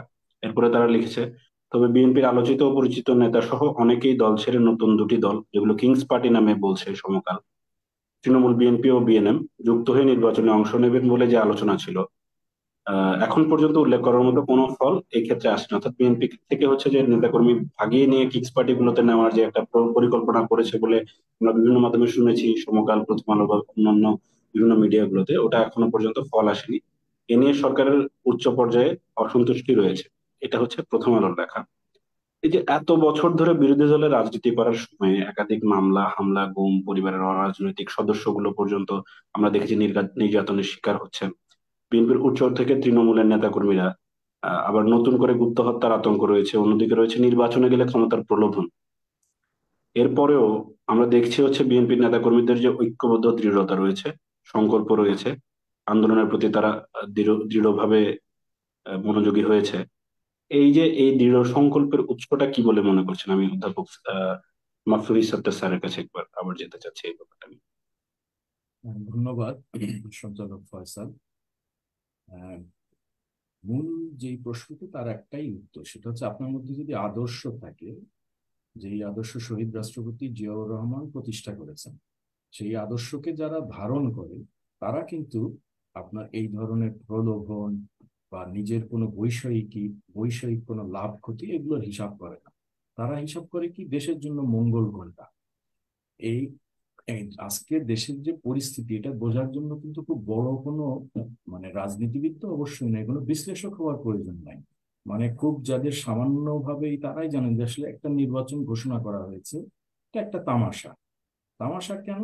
খুব সহজ হিসাব, যে যেই নির্বাচনে আপনি, মানে যদি আমি এইভাবেও বলি যে আজকে যদি নির্বাচনটা এইভাবে অনুষ্ঠিত হয়, তাতে খোদ আওয়ামী লীগ যাদেরকে প্রার্থী করবেন, এই প্রার্থীদেরকে তারা নিজেরাই, যদি নির্বাচনে বিএনপি অংশগ্রহণ করে, তাহলে তারা নিজেরাই মনোনয়ন দেবেন না। তাহলে তাহলে কি জিনিসটা তামাশা না তাদের কাছেই? তো এই জিনিসটা যারা বুঝবে, যারা জানবে, যারা দেখবে, যারা, মানে যদি আরেকটু পেছনেও যাই, যে ষড়যন্ত্রটা আসলে আজকের না, ষড়যন্ত্র তো শুরু হয়েছে অনেক আগের থেকেই। শহীদ রাষ্ট্রপতি জিয়াউর রহমানকে হত্যার মাধ্যমে তারা একটা পর্যায়ে হয়তো পেয়েছে, তখনই তারা মনে করেছিল যে কি হয়ে যাবে, মানে বা বাঙালি জাতি, বাংলাদেশি জাতীয়তাবাদ, এদের অস্তিত্ব থাকবে না। কিন্তু ওই যে আপনার প্রশ্নের ওই জায়গাটাতে, আজকে 1980 সাল থেকে যদি আপনি হিসাব করেন, আবার যদি আপনি আসেন 96 সালে, আপনি আবার যদি আসেন 86 সালে, দেখবেন যে আদর্শে কিন্তু মৃত্যু হয়নি। কেন? কারণ আদর্শের একটা জোর থাকে। সেই জোরে ওই দু একজন দলছুট থাকেন, যেটা আমাদের ব্যারিস্টার সাহেব আইনজীবী বলছিলেন, যে এদের আসলে এরা দলে আসেই ওই কারণে, ওরা কিন্তু আদর্শ ধরে আসে না। তো একটা বড় দলে বিভিন্ন ধরনের আহ, রাজনৈতিক নেতা থাকেন। তাদেরকে আসলে নেতা বলা ঠিক না, তাও আমি বলতে বাধ্য হলাম যে থাকেন। তাদের বিভিন্ন উদ্দেশ্য থাকে, তারা যখনই সেই উদ্দেশ্যটা তাদের সফল হয়ে যায়, তাদেরকে আপনি দেখছেন চলে যেতে। তার জন্য যে আপনি যে, যেমন প্রথম আলোয় আপনি দেখবেন যে রিপোর্ট হয়েছে যে যা, মানে যেইভাবে, মানে বিভিন্ন জায়গায় ইসলামী দল বলেন, তারপরে বাম রাজনীতির আছে যারা, তাদেরকে বলেন, অর্থাৎ ডান বাম যেদিকের যেইভাবে তারা একত্রিত করার চেষ্টা করেছিল, তারা মনে করেছিল সেটা সফল হয়নি, সফল হওয়া সম্ভব না। কেন? কারণ কিসের জন্য যাবে একজন মানুষ? আপনি বিপরীতে একটু আগে আমাদের রফিক সাহেব, সিকদার সাহেব বলছিলেন যে সুযোগ্য নেতৃত্বে তারেক রহমান সাহেবের কি করতে পারতেন। তারেক, মানে তিনি যে প্রতিহিংসা পরায়ণ না, বিএনপি যে একটা আদর্শে বিশ্বাস করে, শুধুমাত্র সহিংসতা বা প্রতিহিংসা পরায়ণতা এগুলা দিয়ে যে বিএনপি ক্ষমতায় যাওয়ার চেষ্টা করে, এটা এটা বিএনপির রাজনীতি না। বিএনপির রাজনীতি দেশের উন্নয়নের। সেই জন্য কি করেছে, উম, যারা বিএনপির যারা কর্মী বাহিনী আছেন, তাদের তিনি খোঁজ খবর নিচ্ছেন, কোথায় কি হচ্ছে, কতটুকু করা যায়, নির্দেশনা দিচ্ছেন, বিভিন্ন পর্যায়ে নির্দেশনা দিচ্ছেন। তাতে আসলে একটা মানে সৎ কাজ করার কিন্তু গতি অনেক সময় পাওয়া যায় না, অসৎ কাজ করা কিন্তু খুব সহজ। আমি এখন ইচ্ছা করলেই কিন্তু একটা নির্বাচনে অংশগ্রহণের ঘোষণা দিয়ে দিতে পারি। কিন্তু ওই কেন কাজ করছে না? কারণ যারা যাচ্ছেন, এই এমনকি আমি দৃঢ়ভাবে বিশ্বাস করতে চাই যে আওয়ামী লীগও বাংলাদেশের একটি রাজনৈতিক দল। আওয়ামী লীগের মধ্যেও এমন অনেক নেতা আছেন, এমন অনেক কর্মী আছেন, যারা হয়তো মুখ ফুটে বলতে পারছেন না, কিন্তু তারাও, যেহেতু তারা রাজনীতিবিদ, তারা রাজনীতি যতটুকু বুঝেন, তারাও কিন্তু এটাকে হয়তো সহ্য করছেন না। কিন্তু ওই যে যে কথাটা আমাদের তরুণদের বলছিলেন, যে আসলে তাদের মজ্জাগত কতগুলো জিনিস রয়ে গেছে তাদের নেতৃত্বে। শুরু থেকেই, অনেক আগের থেকেই অনেকগুলো বিষয় রয়ে গেছে, মিথ্যা তথ্য দেওয়া, বিভিন্ন বিষয়কে উপস্থাপন করা, এমন ভাবে উপস্থাপন করা, মানে সেখানে মানে স্বাভাবিক ভদ্রতার কিছু তো থাকেই না, চরম মিথ্যার আশ্রয় নিয়ে একটা তথ্যকে বিকৃত করা। এটা দিয়ে আপনি একজন মানুষকে স্বল্প সময়ের জন্য বোকা বানিয়ে রাখতে পারেন। বিভিন্ন মানে একটা বড় সময় ধরে আপনি বোকা বোকা বোকা বানাতে পারেন না। সেই জন্যই কি করতে হচ্ছে, আপনারা লক্ষ্য করলে দেখবেন, গত 15 বছরই বলেন, সেই 72-75 শাসন আমলই বলেন, বারবার বিভিন্ন ইস্যু তাদেরকে তৈরি করতে হচ্ছে। এই যে সন্ত্রাসের রাজনীতির কথা বলে, এটা আলোচনা আসলে একটা বিরাট বড় একটা ইস্যু, বিরাট বড় একটা মানে ক্ষেত্র, সেইটা হয়তো এই আমাদের স্বল্প সময়ে আমরা আলোচনা করতে পারবো না। কিন্তু এটা কে না জানে এর জন্মদাতা কারা? হ্যাঁ, ওই যে মৌলানা ভাসানী আওয়ামী লীগের প্রতিষ্ঠাতা সভাপতি কথা বলছিলেন, সে সময় পত্র পত্রিকা ঘাটলে দেখবেন যে দলটা যখন ভাগ হলো, তখন একটা মানে সেই একটা অংশের সাধারণ সম্পাদক নিজে লাঠি নিয়ে যাতে মৌলানা ভাসানী নেতৃত্বে যে দলটি রয়ে গেছে সেই দলটি যাতে মিছিল করতে না পারে। তো এই ধরনের বিষয়গুলো কিন্তু মানে এটা কোনো মানে নতুন নতুন কথা না, এগুলো এগুলো এমন একটা কথা যেগুলো আসলে খুব মানে আমি নিজেও স্বস্তি ফিল করি না এইভাবে বলতে। এবং যারা আসলে রাজনীতিবিদ এবং যারা শহীদ জিয়ার আদর্শে বিশ্বাসী, হ্যাঁ, এবং এই কারণেই আমাদের বর্তমান যে তারেক রহমান রয়েছেন তিনিও কিন্তু যে সুস্পষ্ট ইটি দিচ্ছেন যে প্রয়োজনে নেতৃত্ব নিজে তুলে নেন। একজন নেতা চলে যাচ্ছেন কিন্তু সেই জায়গাটা আপনি পূরণ করেন, সহিংসতায় যাবেন না, যে মানুষের কল্যাণ কিভাবে হচ্ছে সেটা দেখেন। এই জায়গায় যে কথাটা বললেন না যে ওই কিন্তু ইচ্ছা করলে 28শে অক্টোবর অনেক কিছু ঘটতে পারতো, কিন্তু বিএনপির কর্মীরা সেই সেই পথে কিন্তু যায়নি, অনেক উস্কানি এসছে। হ্যাঁ, কোথাও কিন্তু ওইভাবে দেখা যায়নি কিছু বিচ্ছিন্ন ঘটনা ছাড়া, প্রত্যেক জায়গাতেই দেখা যাচ্ছে হামলাকারী কারা, আক্রমণকারী কারা, কারা লাঠি নিয়ে ঘোরাঘুরি করছে প্রকাশ্য।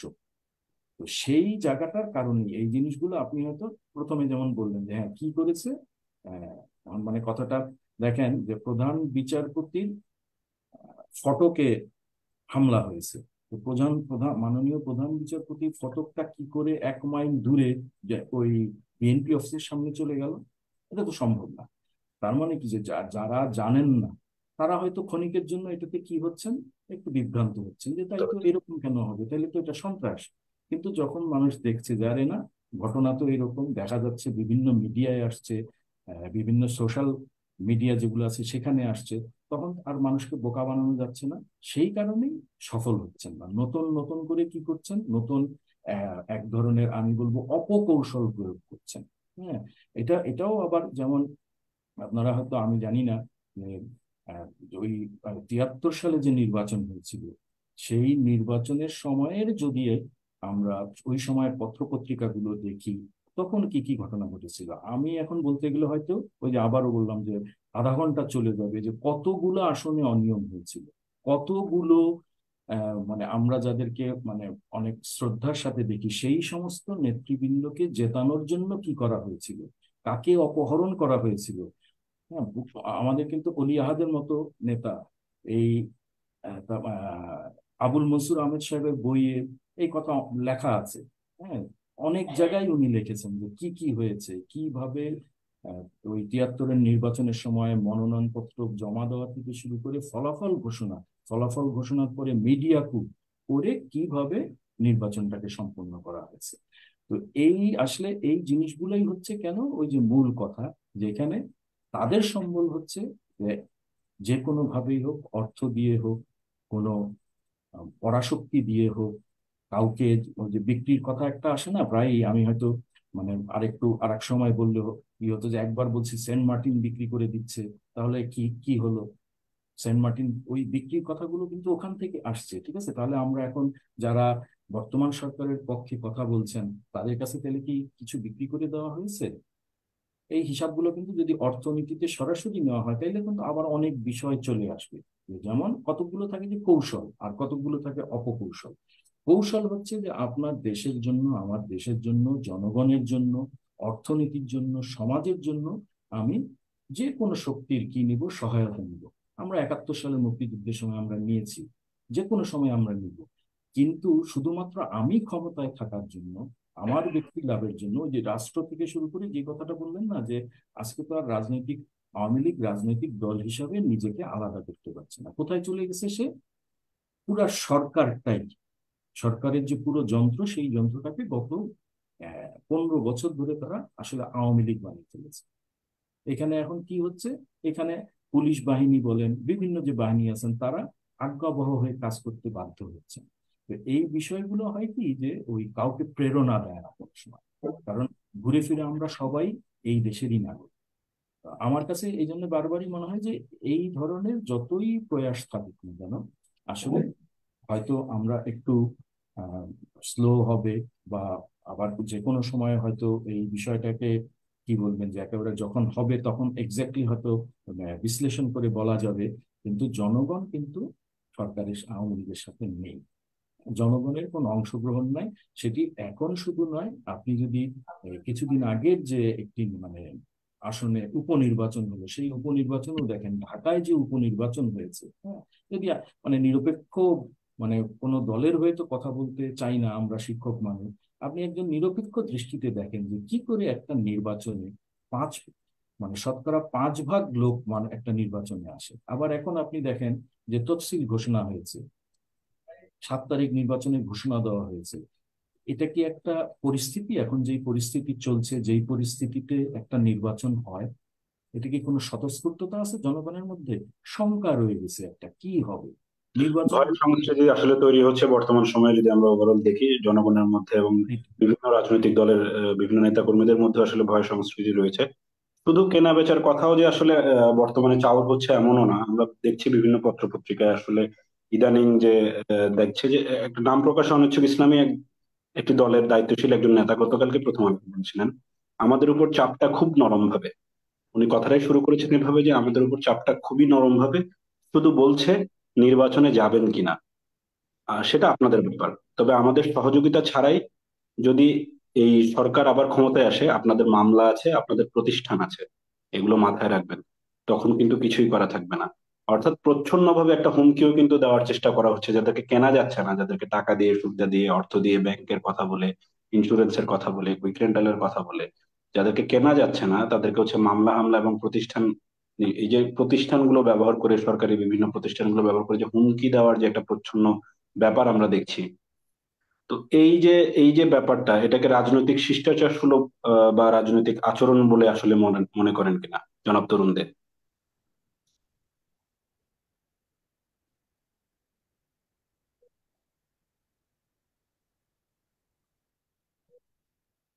তরুণদের, আপনার আপনার মাইক্রোফোন মনে হয় অফ করা, মিউট করা, প্লিজ একটু কাইন্ডলি। আজকের বিজ্ঞ আলোচক মাহফুজ স্যার যে কথাটি বলেছেন, আওয়ামী লীগের কিছু চিত্র উনি তুলে ধরেছেন।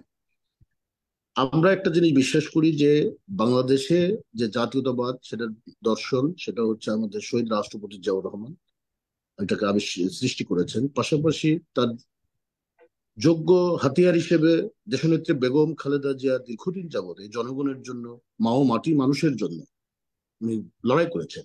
এবং বাংলাদেশের জনগণ বিশ্বাস করে বাংলাদেশের সামাজিক অধিকার, রাজনৈতিক অধিকার, নাগরিক অধিকার এবং সার্বভৌমত্বের অধিকার একমাত্র দেশনেত্রী বেগম খালেদা জিয়ার কাছে নিরাপদ।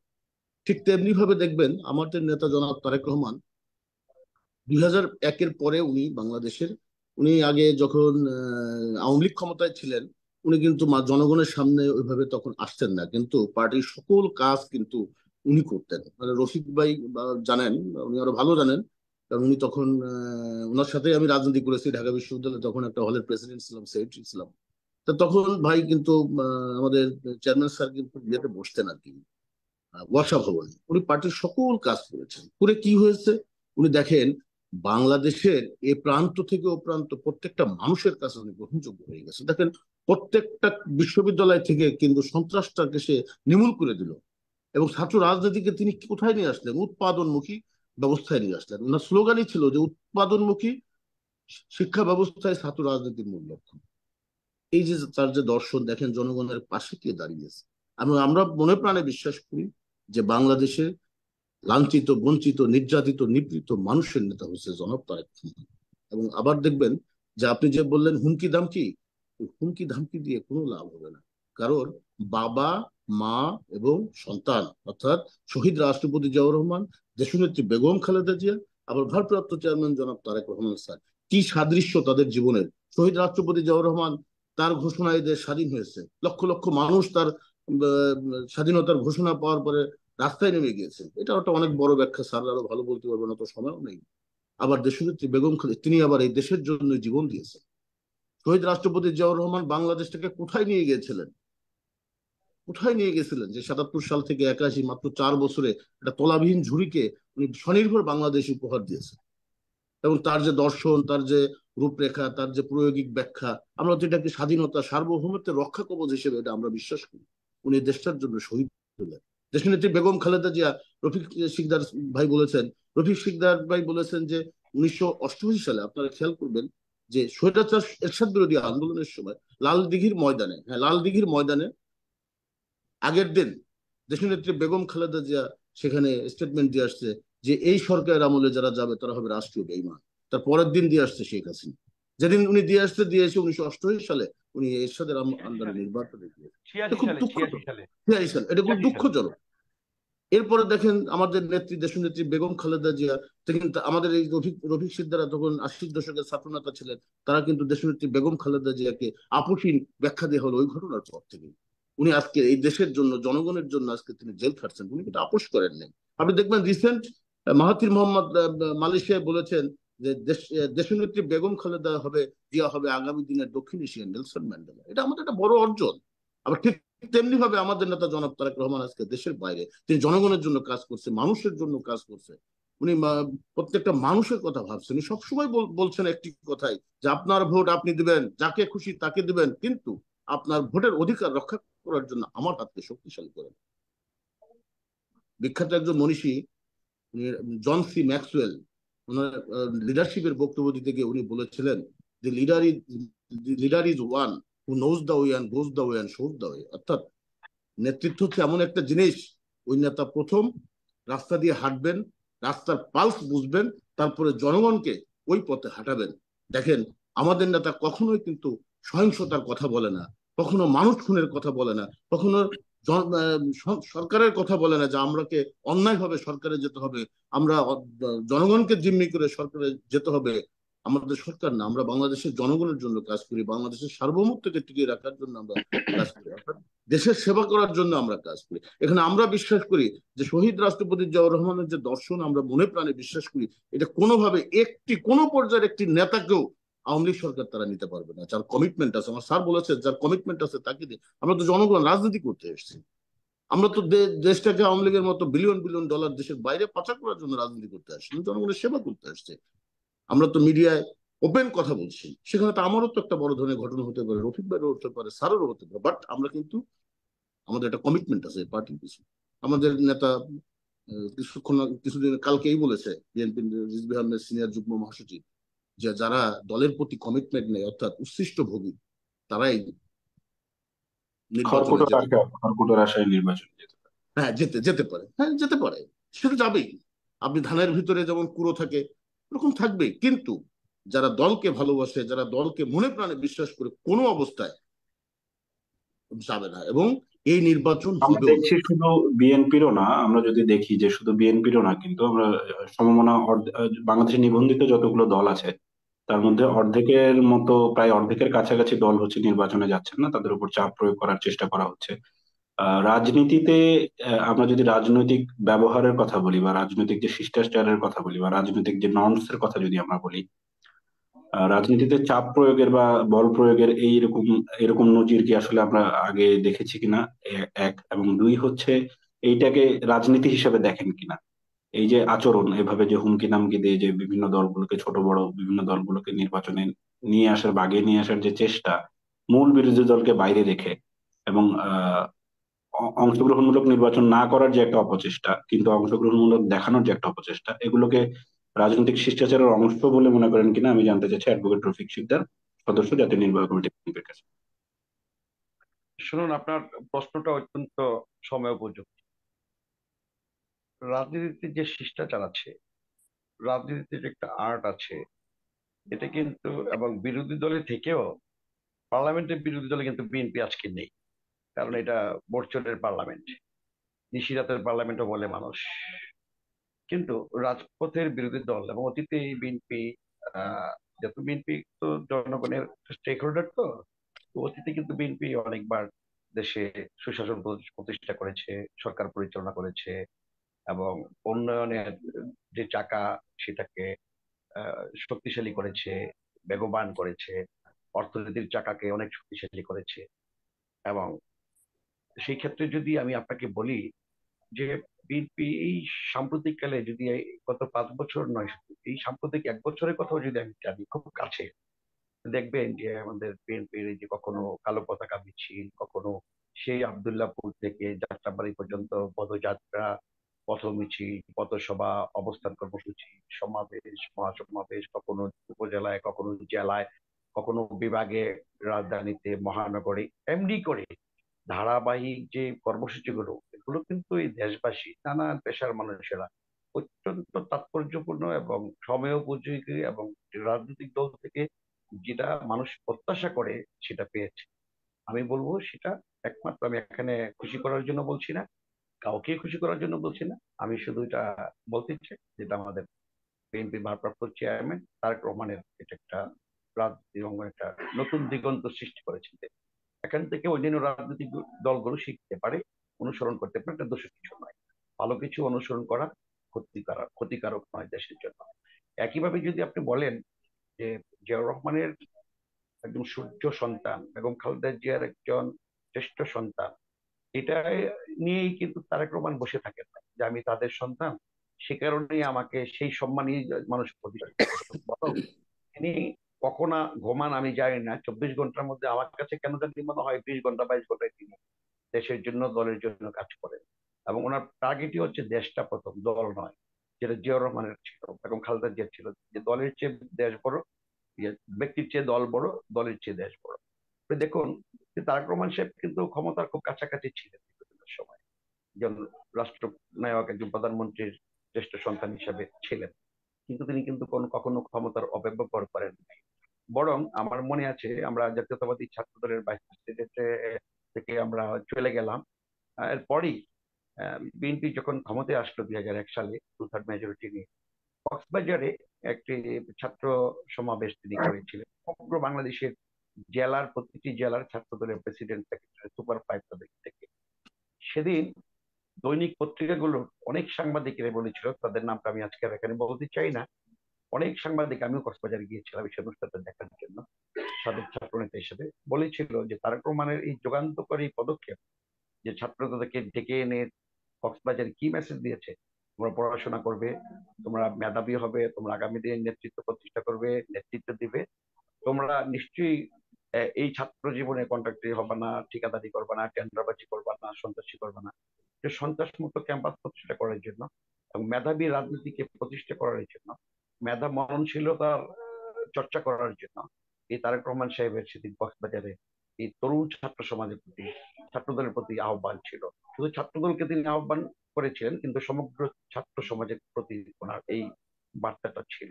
সে কারণে একাধিক সাংবাদিক, যারা নাকি আমাদের কোনো দলও করে না, তারা নিরপেক্ষ, এমনকি কিছু কিছু সাংবাদিক ভিন্ন মত পোষণ করে, তারাও সেদিন তারেক রহমান সাহেবের এই পদক্ষেপটিকে অভিনন্দন জানিয়েছিলেন। আমার সাথে ব্যক্তিগতভাবে তারা শেয়ার করেছিল, আমি দায়িত্ব নিয়ে বলতে পারি। এখন আপনি দেখেন যে প্রতিহিংসার রাজনীতি আসলে কখনো কিন্তু ভালো ফল আসে না।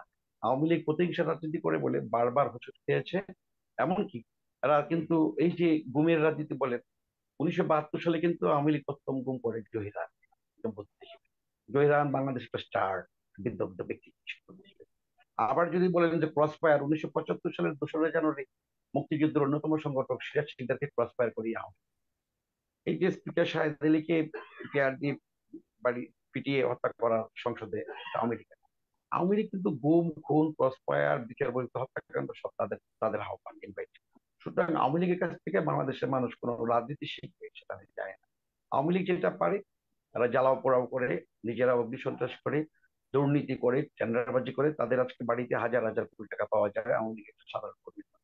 অথচ আমরা চলতে পারি না, এতবার ক্ষমতা আসলো দল, আমরা কিন্তু ঢাকা শহরে কিন্তু একটা ফ্ল্যাটের মালিক হতে, কিন্তু আমরা কিন্তু মানসিকভাবে শান্তি পাই। আজকে আওয়ামী লীগের কিছু কিছু নেতারা বলে যে বিএনপি 28 অক্টোবরের পরে পালিয়ে গেছে, কিন্তু আমি জানি না কোথায় পালিয়ে গেছে, কিন্তু পালিয়ে যায়নি। আমি তো আজকেও তো দেশ টিভিতে টক শো করলাম 8টা থেকে 9টা। এখন যদি বলেন যে কৌশল, কৌশল তো ভিন্ন জিনিস, আর পালানো ভিন্ন জিনিস, আমরা পালাবো না, আমাদের কোনো নেতাই পালায় না। তবে যদি আস্থা বিশ্বাসের কথা বলতে বলতে বলেন ফয়সাল সাহেব, আমি জিয়া পরিবার ছাড়া, জিয়া পরিবার ছাড়া আমি বেশি মানুষকে বিশ্বাস করি, আর কর্মীদেরকে বিশ্বাস করি। আমি সব নেতাদেরকে বিশ্বাস করি না, নেতারা কষ্ট পাক আমার তাতে আসে। এখন যদি আমাকে বলেন যে কেন জিয়া পরিবার ছাড়া, কারণ জিয়া পরিবার এই দলটাকে শক্তিশালী সমৃদ্ধ করেছে নানান ত্যাগে। এত বেশি ত্যাগ এই বাংলাদেশে সবচেয়ে ত্যাগ কার যদি বলেন, আমরা বলি, আমি রফিক সিদ্ধার্থ যদি বলি যে আমি অনেকবার জেল খেটেছি, সেই 87 সালে, 98 সালে অনেকবার জেল খেটেছি, এটা সত্য। গত বছরও আমি এই দিনে জেলে ছিলাম 3 মাসের মতো। হ্যাঁ, জেলে ছিলাম, আমি জেলে থেকে খবর পেয়েছি। তারেক রহমান সাহেব আমাদের দলের কেন্দ্রীয় নেতার টিম আমার বাসা পাঠিয়েছেন, খোঁজ খবর নিয়েছেন। এবং আমাকে না শুধু, বাংলাদেশের যারা এই গণতন্ত্রের লড়াইয়ে নিপীড়িত নির্যাতিত মানুষ যারাই বিপদে পড়েছে, জেলে গেছে, খুন হয়েছে, গুম হয়েছে, প্রত্যেককে খবর নেওয়ার ইতিহাসই তারেক রহমানের আছে, এবং এটা তিনি করেছেন। এই মেসেজটা কিন্তু তৃণমূল পর্যন্ত আছে, সে কারণে আজকে তারেক রহমানের সাথে তৃণমূল নেতা কর্মী আছে। আমি বিশ্বাস করতে তো চাই, দেখছি যে বিভিন্ন সময়ে আমি বিভিন্ন আমি আমি সমাজে নেতা। আমি কথাটা বিশ্বাস করি, তৃণমূলের নেতারা যদি ঐক্যবদ্ধ থাকে, তাহলে বিএনপির যে দলছুট কিংবা অন্য দল থেকে বিএনপিতে আসছে, এরা বিএনপি কোনো কিছু ক্ষতি করতে পারবে না। আওয়ামী লীগ তো প্রশ্নে ওঠে না। আওয়ামী লীগ বিএনপির একেবারে কিছুই করতে পারবে না, একেবারে একটা আর অন্য ভাষায় বললাম না, কিচ্ছু করতে পারবে না আল্লাহর মধ্যে। এবং বিএনপি অটুট আছে, শক্তিশালী আছে। এই জিয়া পরিবারের প্রতি, জিয়াউর রহমানের প্রতি অগাধ, কারণ জিয়া রহমান একজন আপসহীন ছিলেন, স্বাধীনতা ঘোষক ছিলেন। বেগম খালেদা জিয়া আপসহীন ছিলেন। এবং তারেক রহমানের যে সততা, তারেক রহমানের যে দূরদর্শিতা, তারেক রহমান সাহেবের যে রাজনীতির যে ভীষণ, যে দেশটাকে একটি সুন্দর একটা স্থায়ী এবং একটা শান্তিপূর্ণ একটা পরিবেশে একটা গুম খুন মুক্ত একটি নিরাপদ বাংলাদেশ প্রতিষ্ঠা করবেন, একটি মেধাবী রাজনীতি চর্চা করার মধ্য দিয়ে রাজনীতিকে একটা সৃজনশীল রাজনীতিতে নিয়ে যাবেন, যে রাজনীতি মানুষ করে আনন্দ পাবে, যে রাজনীতি করলে মানুষ সম্মানিত হবে, যে রাজনীতিতে সকল মেধাবীরা আসবে। আপনার এই যে আপনি বুয়েটের একজন মেধাবী ছাত্র, আমার মনে আছে যে আমরা 1987, 88, 88, 89 সালে, 90 সালে বুয়েটে নির্বাচন হতো। আমরা ঢাকা বিশ্ববিদ্যালয়ের ছাত্র নেতা তখন। আমাদেরকে দায়িত্ব দেওয়া হতো আপনাদের ওখানে ক্যাম্পেইন করার জন্য, কর্মী সভা করার জন্য। আমরা যেতাম, আমাদের যেহেতু লেখাপড়ার চাপ কম ছিল, আর্টস ফ্যাকাল্টি ছিলাম, আমরা গিয়ে বসে থাকতে হতো আপনাদের জন্য। আপনারা ক্লাসে চলে যেতেন, আপনাদের অগ্রজ যারা ক্লাসে চলে যেত, ক্লাস শেষ করে আসতে বা আপনাদের পরীক্ষা থাকতো, ইন্টার পরীক্ষা বা টিউটোরিয়াল পরীক্ষা দিয়ে তারপরে আসলে তারপরে আমরা তাদের সাথে মিটিং করে আসতাম। আবার দেখতাম যে একটা অডিটোরিয়ামের মধ্যেই ছাত্রলীগ, ছাত্রদল, ছাত্রদল, ছাত্রলীগ, ছাত্র প্রত্যেকের মানে যার যার বক্তব্যগুলো দিত। এই যে বই, সেখানে কিন্তু ছাত্রদলের ইতিহাসের জিটার ইতিহাস আছে। ঢাকা বিশ্ববিদ্যালয়ের ডাকসু নির্বাচনে ছাত্রদল জিতেছে, রাকসুতে ছাত্রদল জিতেছে, চাকসুতে ছাত্রদল জিতেছে, দামেস্কুতে মেডিকেলে ছাত্রদল জিতেছে। এইভাবে জিয়াউর রহমানের কড়া জাতীয়তাবাদী ছাত্রদল, বেগম খালেদা জিয়ার আপসের নেতৃত্বে ছাত্রদল সমগ্র বাংলাদেশে বিকশিত হয়েছে এবং ছাত্র সংসদে জয়লাভ করেছে। শেখ হাসিনার, শেখ মুজিবুর রহমানের ছাত্রলীগ কিন্তু জিতে নাই ছাত্রদলের সাথে, বুঝতে হবে। এবং বাংলাদেশে মহিলা প্রধানমন্ত্রী বেগম খালেদা জিয়া হয়েছে, শেখ হাসিনা কিন্তু হন নাই কখনো। সুতরাং আমরা এই জায়গাগুলোতে গর্ব করি এবং আমি বিশ্বাস করি যে আজকে যতই স্টিম রোলার অত্যাচার, নিপীড়ন, নির্যাতন করুক, নির্যাতনের চাকায় আমাদেরকে যতই পিষ্ট করুক, বিএনপি ঘুরে দাঁড়াবে এবং বিএনপি অনেক শক্তিশালী। অতীতের যে কোনো মুহূর্তের চেয়ে চোর, ডাকাত, সন্ত্রাস, গুন্ডা যারা যারা এই সমস্ত দলের সাথে সম্পৃক্ত হয়ে বিএনপিকে বারবার ক্ষত বিক্ষত করতে চায়, আমি বিশ্বাস করতে চাই ফিনিক্স পাখির মতো সেখান থেকে বিএনপি হাজার হাজার জন্ম নেবে। তবে এই যে বিএনপি তো অন্য দল থেকে এসে, কিংবা কিছু কিছু লোক জোট থেকে এসে, কিংবা বিএনপি তো অন্য দলের থেকে সেই গাপটি মারা যারা ষড়যন্ত্র, এটা বিএনপির বড় রাজনৈতিক দলে বারবারই ছিল, কিন্তু বিএনপিকে কোনো ক্ষতি করতে পারে নাই। এটাই বিএনপি আমরা হচ্ছে দেখছি যে খবরগুলোতে, এবং এবং সমকালীন জি খবর এবং এবং এবং এবং তথ্যমূলক খবরে যদি আজকে দেখি যে কিংস জি পার্টি ভাঙার এবং যে আমি ব্যাপারটা জি এবং আমি দেখছিলাম। জি এবং আমি প্রথম আপনাকে বলি, দি ব্রুক নদী, আলফ্রেড টেনিসন, আলফ্রেড টেনিসনের দি ব্রুক, যেমন man may come and man may go but I go on forever, ঠিক এরকম বিএনপি হচ্ছে একটা স্রোতস্বিনী নদীর মতো, এটা প্রবাহিত হবে। এটা বাদ দিলে বাদ ভেঙে উঠে যাবে, কিন্তু সে স্রোতস্বিনী, সে চলবে, তাকে থামা রাখতে পারবে না। মানুষ আসবে, দলের মধ্যে কেউ আসবে, কেউ চলে যাবে। আর এই ব্রুক নদী থেকে যারা আছে তারা হলো বিএনপি তৃণমূলের একদম সৈনিক, একেবারে মাঠের মাঠের সংগ্রামী সৈনিক, যারা আজকে বিএনপির সাথে, তারেক রহমানের সাথে আছে। তারা কেনার মধ্যেও নাই, বেচার মধ্যেও নাই। আর বিএনপি কিনতে হবে না। এই যে আজকে আওয়ামী লীগ কেনা বেচা রাজনীতি আনছে, বিএনপি কে কিনতে হবে না। বিএনপি কি করবে? বিএনপি আগামী দিনে যে ক্ষমতা আসে সুশাসন প্রতিষ্ঠা করবে, রাজনৈতিক দল সবাই অংশগ্রহণ করবে, নির্বাচনের মাধ্যমে ক্ষমতা পরিবর্তন হবে। এবং বিএনপি যতবারই ক্ষমতা এসেছে ততবারই সুষ্ঠু নির্বাচনের মাধ্যমে এসেছে। আর আওয়ামী লীগ যতবার ক্ষমতা এসেছে আপনি খেয়াল করে দেখেন, ততবারই তারা কনস্পাইরেসি ষড়যন্ত্র করে এসেছে। আজকে আওয়ামী লীগ যে বলছে সংবিধান সংবিধান, 1991 সালে এবং 2008 সালে যে নির্বাচনটা হয়েছে এটা কিন্তু সংবিধান সম্মত হয় নাই, বাট ডক্ট্রিন অফ নেসেসিটি যে আছে সংবিধান, সেই অনুযায়ী হয়েছে। আজকে কিন্তু জনগোষ্ঠী চাচ্ছে যে আপনারা যদি পার্লামেন্টের দিকে সংবিধান যদি তো আসলে, সংবিধান তো নির্বাচনের জন্য জনগণের বা জন্য, জনগণের জন্য, জনগণের জন্য। সংবিধানের আজকে জন্য তো আর 37টি জনগণ। দল, আজকে বিএনপি সহ 37টি দল কিন্তু নির্বাচনের বিরুদ্ধে, এরা কিন্তু ক্রিয়াশীল দল, রাজপথে আছে। আর সমগ্র জনগোষ্ঠীর কথা যদি বলেন, 18 কোটি জনগোষ্ঠীর মধ্যে আমি বিশ্বাস করতে চাই প্রায় 15-18 কোটি জনগোষ্ঠী, একেবারে অল্প সংখ্যক সুবিধাভোগী আওয়ামী লীগের ছাড়া সবাই কিন্তু সুষ্ঠুভাবে নির্বাচন চায় এবং ফ্রি ফেয়ার ক্রেডিবল নির্বাচন তত্ত্বাবধায়ক সরকারের অধীনে পরিণত হয়। আর যদি বলেন ভোটার, 12.5 কোটি যে ভোটার হয়েছে, তরুণ ভোটার আজকে ভোট দিতে পারে না। আওয়ামী লীগের নেত্রী বলে আগামী দিন ক্ষমতা আসলে তারা কি যুব সমাজের উপর, যুব সমাজের সমস্ত তারা বেকার করে দিয়েছে, যুব সমাজ ধ্বংস করে দিয়েছে, মাদক আমদানি করে সমস্ত তরুণ সমাজ ধ্বংস করে দিয়েছে। আজকে তরুণ নেতৃত্ব, আজকে রাজনীতিকে ধ্বংস করে দেওয়ার কারণে আপনাদের বুয়েটের ছেলেরা, ঢাকা ইউনিভার্সিটির তরুণ ছাত্ররা কিন্তু রাজনীতি আসতে চাচ্ছে না। আমাদের বিএনপি, জিয়াউর রহমান উৎপাদনমুখী রাজনীতি করেছিলেন এবং সেখানে কি ছিল, যার যে কাজ, কারখানা উৎপাদন করবে শ্রমিক, শিক্ষক ছাত্রদের পড়াবে, কৃষক ফসল ফলাবে, মৎস্যজীবীরা মাছ ধরবে, সব মিলে আমরা দেশটাকে গড়ে তুলবো। আজকে আওয়ামী লীগ কি অবশ্যই করেছে? অবশ্যই এই সবাইকে জিনিসটাই এই একসাথে করে জিনিসটাই এই ধ্বংস জিনিসটাই করে আমরা দিয়েছে। দেখছি যে আসলে আমাদেরকে সেখান থেকে বেরিয়ে আসতে হবে। আজকে 100 রাজনীতিতে বিলিয়ন, আমাদের যে আজকে আজকে শিষ্টাচারের বাংলাদেশ আজকে বাংলাদেশ 100 বিলিয়ন ইউএস ডলার ঋণে পড়েছে। বাংলাদেশ ব্যাংক বলেছে এই ইউএস ডলার 100 বিলিয়ন ডলার এই ঋণ কে পরিশোধ করবে? ঋণের ফাঁদে আমরা পড়ে সুতরাং গিয়েছি, আমরা বলছি। সুতরাং আমরা এখান থেকে বের হতে চাই এবং আমি স্পষ্ট ভাষায় বলতে চাই যে এই দেশ এভাবে চলবে না। আগামী দিনে আগামী দিনে জাতীয়তাবাদীর আদর্শে এই দেশ চলবে। কারণ যাদের যাদের কোনো আদর্শ নেই, যাদের কোনো স্বপ্ন নেই, যারা শুধু সুখ বিলাস এবং শুধুই পার্লামেন্টে পার্লামেন্টের হওয়ার জন্য, সরকার গঠন করার জন্য, প্রধানমন্ত্রী হওয়ার জন্য, মন্ত্রী হওয়ার জন্য রাজনীতি করে, তারা ইতিহাসের আস্ত করে নিক্ষেপ হবে।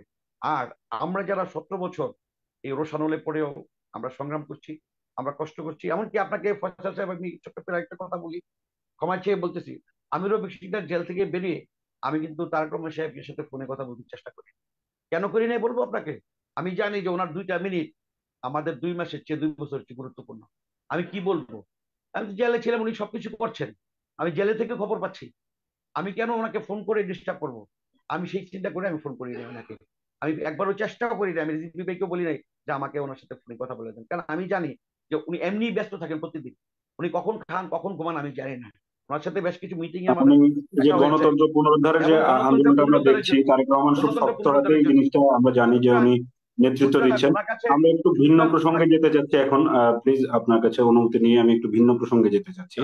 আমাদের যে দেখছি যে বর্তমানে কেনাবাজার যে রাজনীতি করতে চাচ্ছে আওয়ামী লীগ বা আওয়ামী লীগ বলি বা সরকারি দলই বলি, কিংবা হচ্ছে বিভিন্ন রকম চাপ প্রয়োগের যে চেষ্টা করা হচ্ছে, আমরা দেখছি বিভিন্ন রাজনৈতিক দলগুলোকে।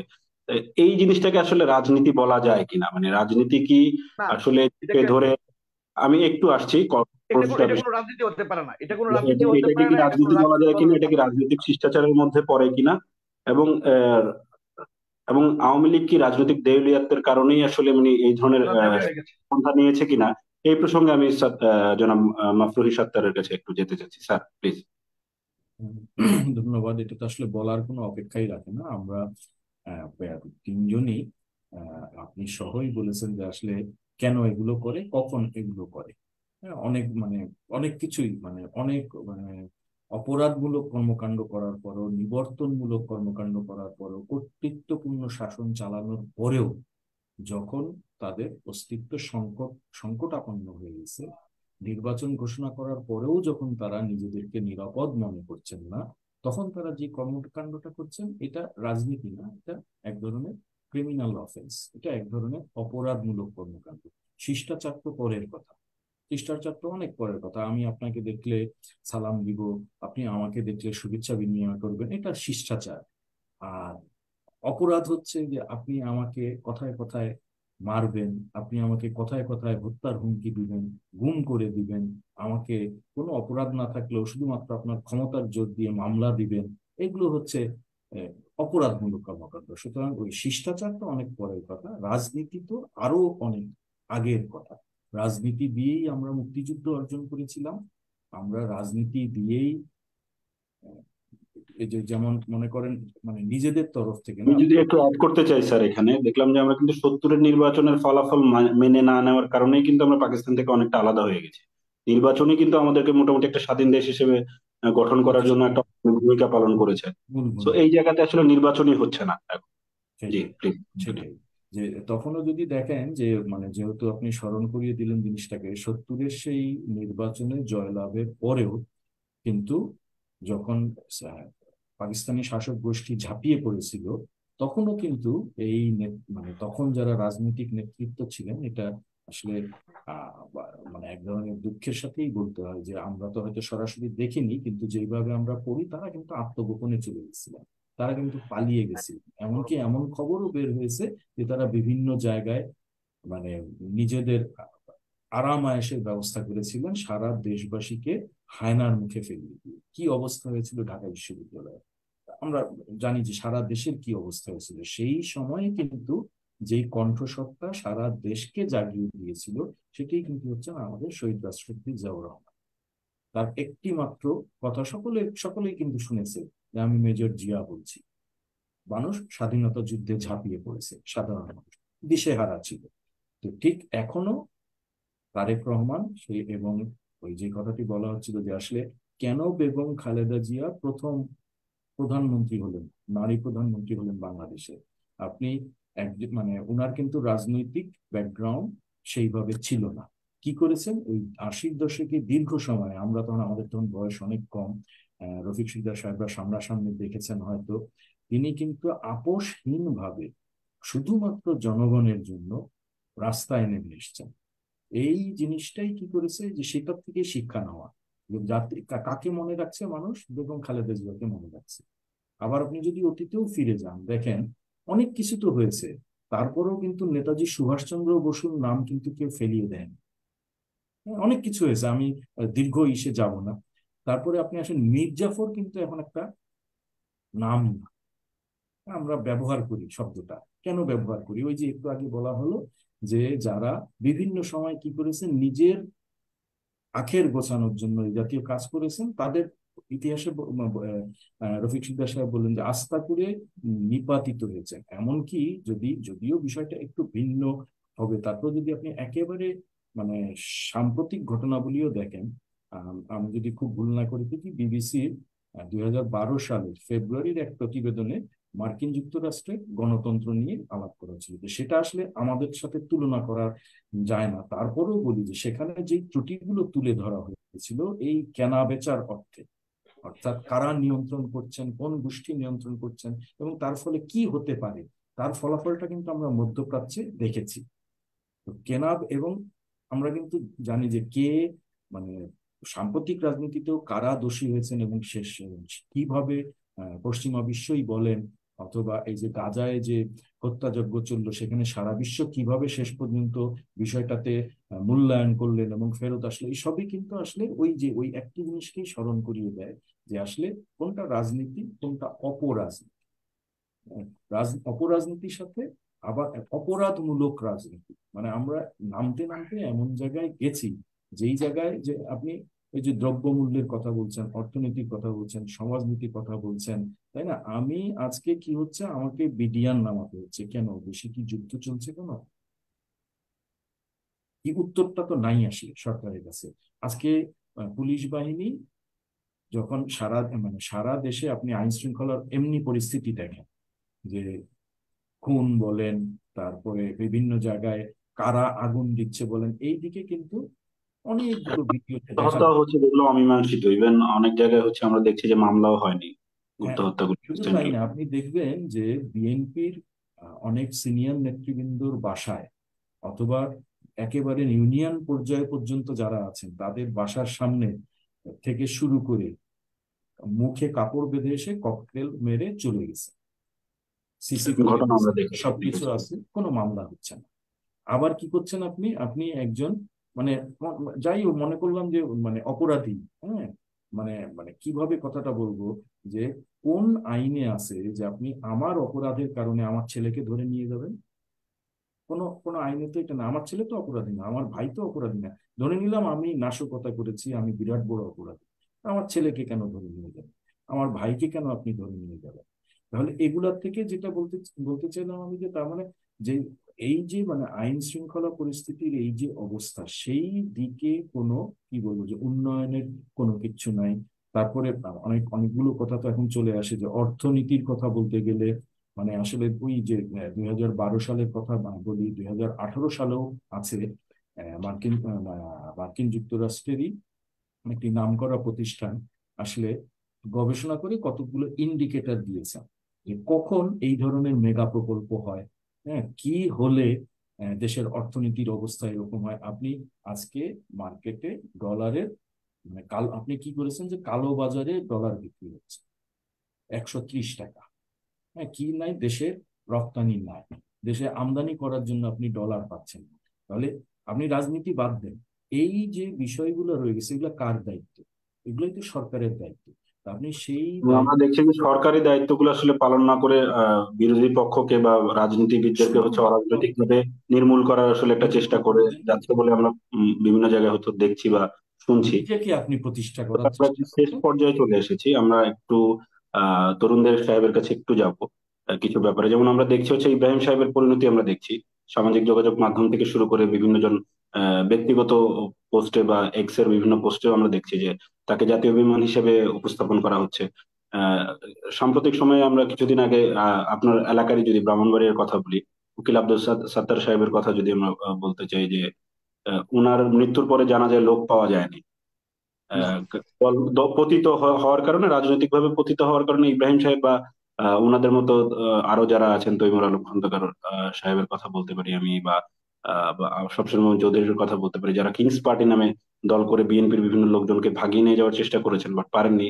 এবং এই কারণে দেখছি যে খবরে আসছে সরকারও অসন্তুষ্ট হচ্ছেন। তো এই যে নানামুখী যে এই যে ব্যাপারগুলো আসলে জনগণের কাছে কি ইনারা আজীবনই পতিত হিসেবেই থাকবেন কিনা, স্যার যেটা বলছিলেন মির্জাফর হিসেবেই থাকবেন কিনা, এবং আসলে যারা এরকম করে বা করবে সামনেও তারাও তারাও কি এই উপাধিতে ভূষিত হবে কিনা, জনগণ সবসময় এভাবে দেখতে চায় কিনা, স্বতঃস্ফূর্ত রাজনীতি অংশগ্রহণ দেখতে চায় কিনা, এই ব্যাপারটা আপনার মতামতটা জানতে চাচ্ছি। খুব সংক্ষেপে, আমাদের সময় শেষের দিকে।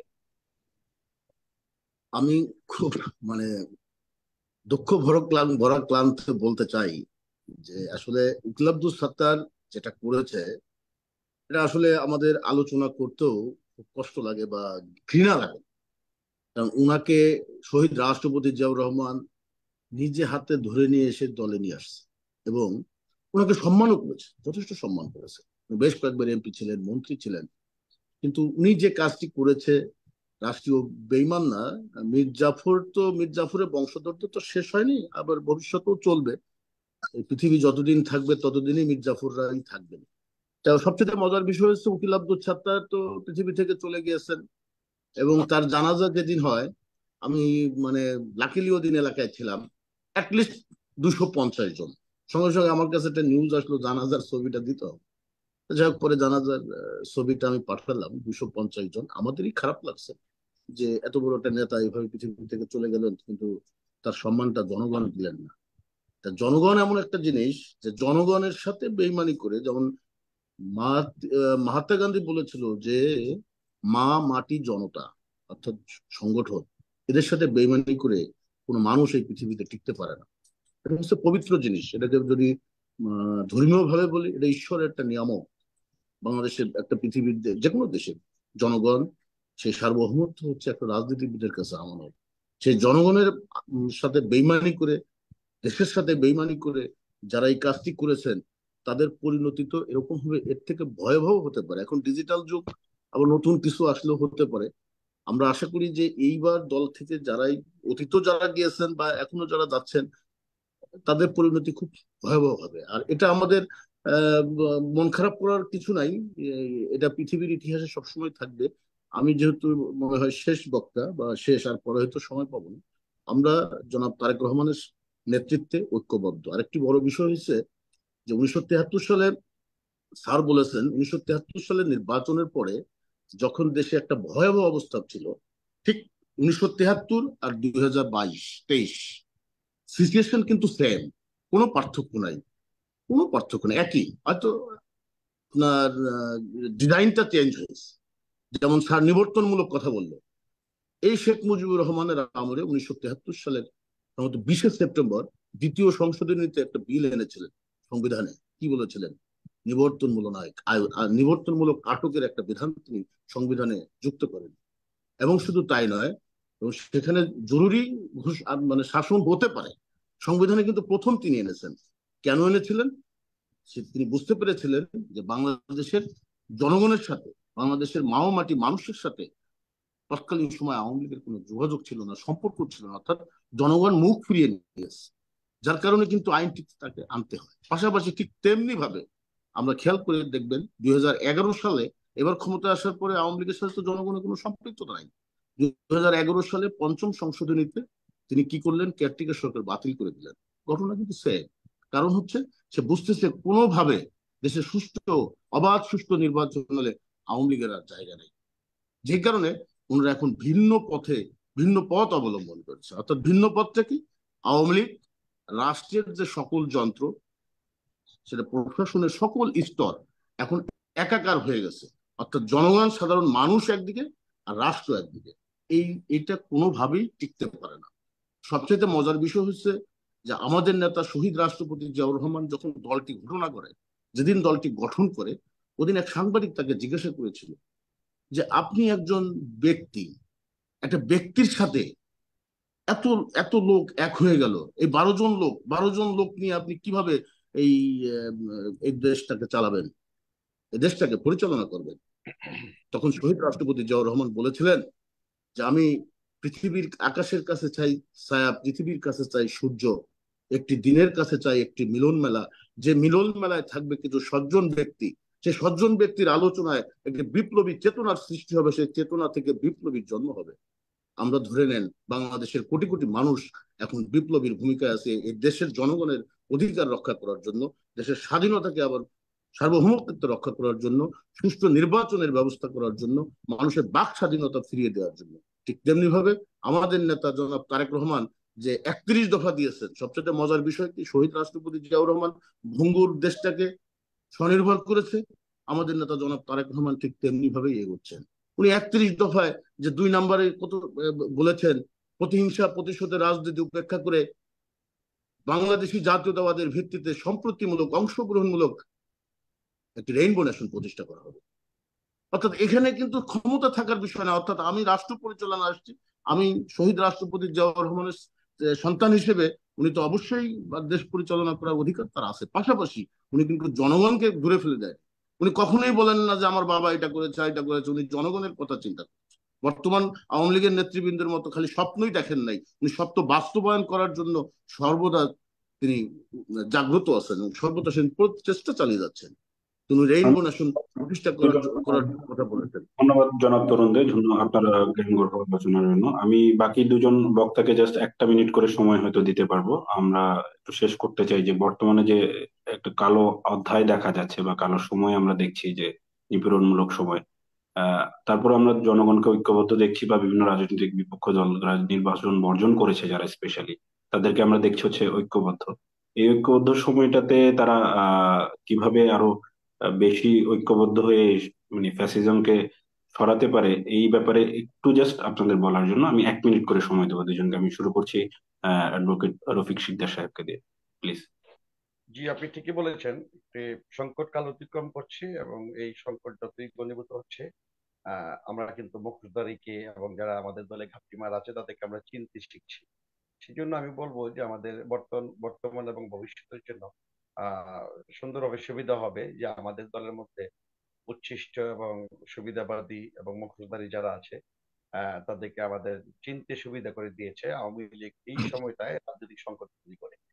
ফলে আমাদের বিএনপি একেবারেই সবাইকে নিয়ে তৃণমূল, তৃণমূল বলতে কিন্তু এই তৃণমূল বিএনপি বলছি না, আমি বলছি কেমন নয় যে আজকে এই উচ্ছিষ্টরা কিনে নিয়েছে, নো। আমাদের এটা হচ্ছে একেবারে প্রান্তিক জনগোষ্ঠী, প্রান্তিক বিএনপির যারা নেতা কর্মী আছে তারা অত্যন্ত সংগঠিত আছে, এবং আমি জানি যে এই কালো সময়, কালো হাত ভেঙে দেওয়ার জন্য তারা অতন্দ্র প্রহরীর মতো আজকে আমাদের ভারপ্রাপ্ত চেয়ারম্যান জনাব তারেক রহমানের নেতৃত্বে তারা উজ্জীবিত আছে, তারা আন্দোলিত আছে এবং তারা প্রতিশ্রুতিবদ্ধ।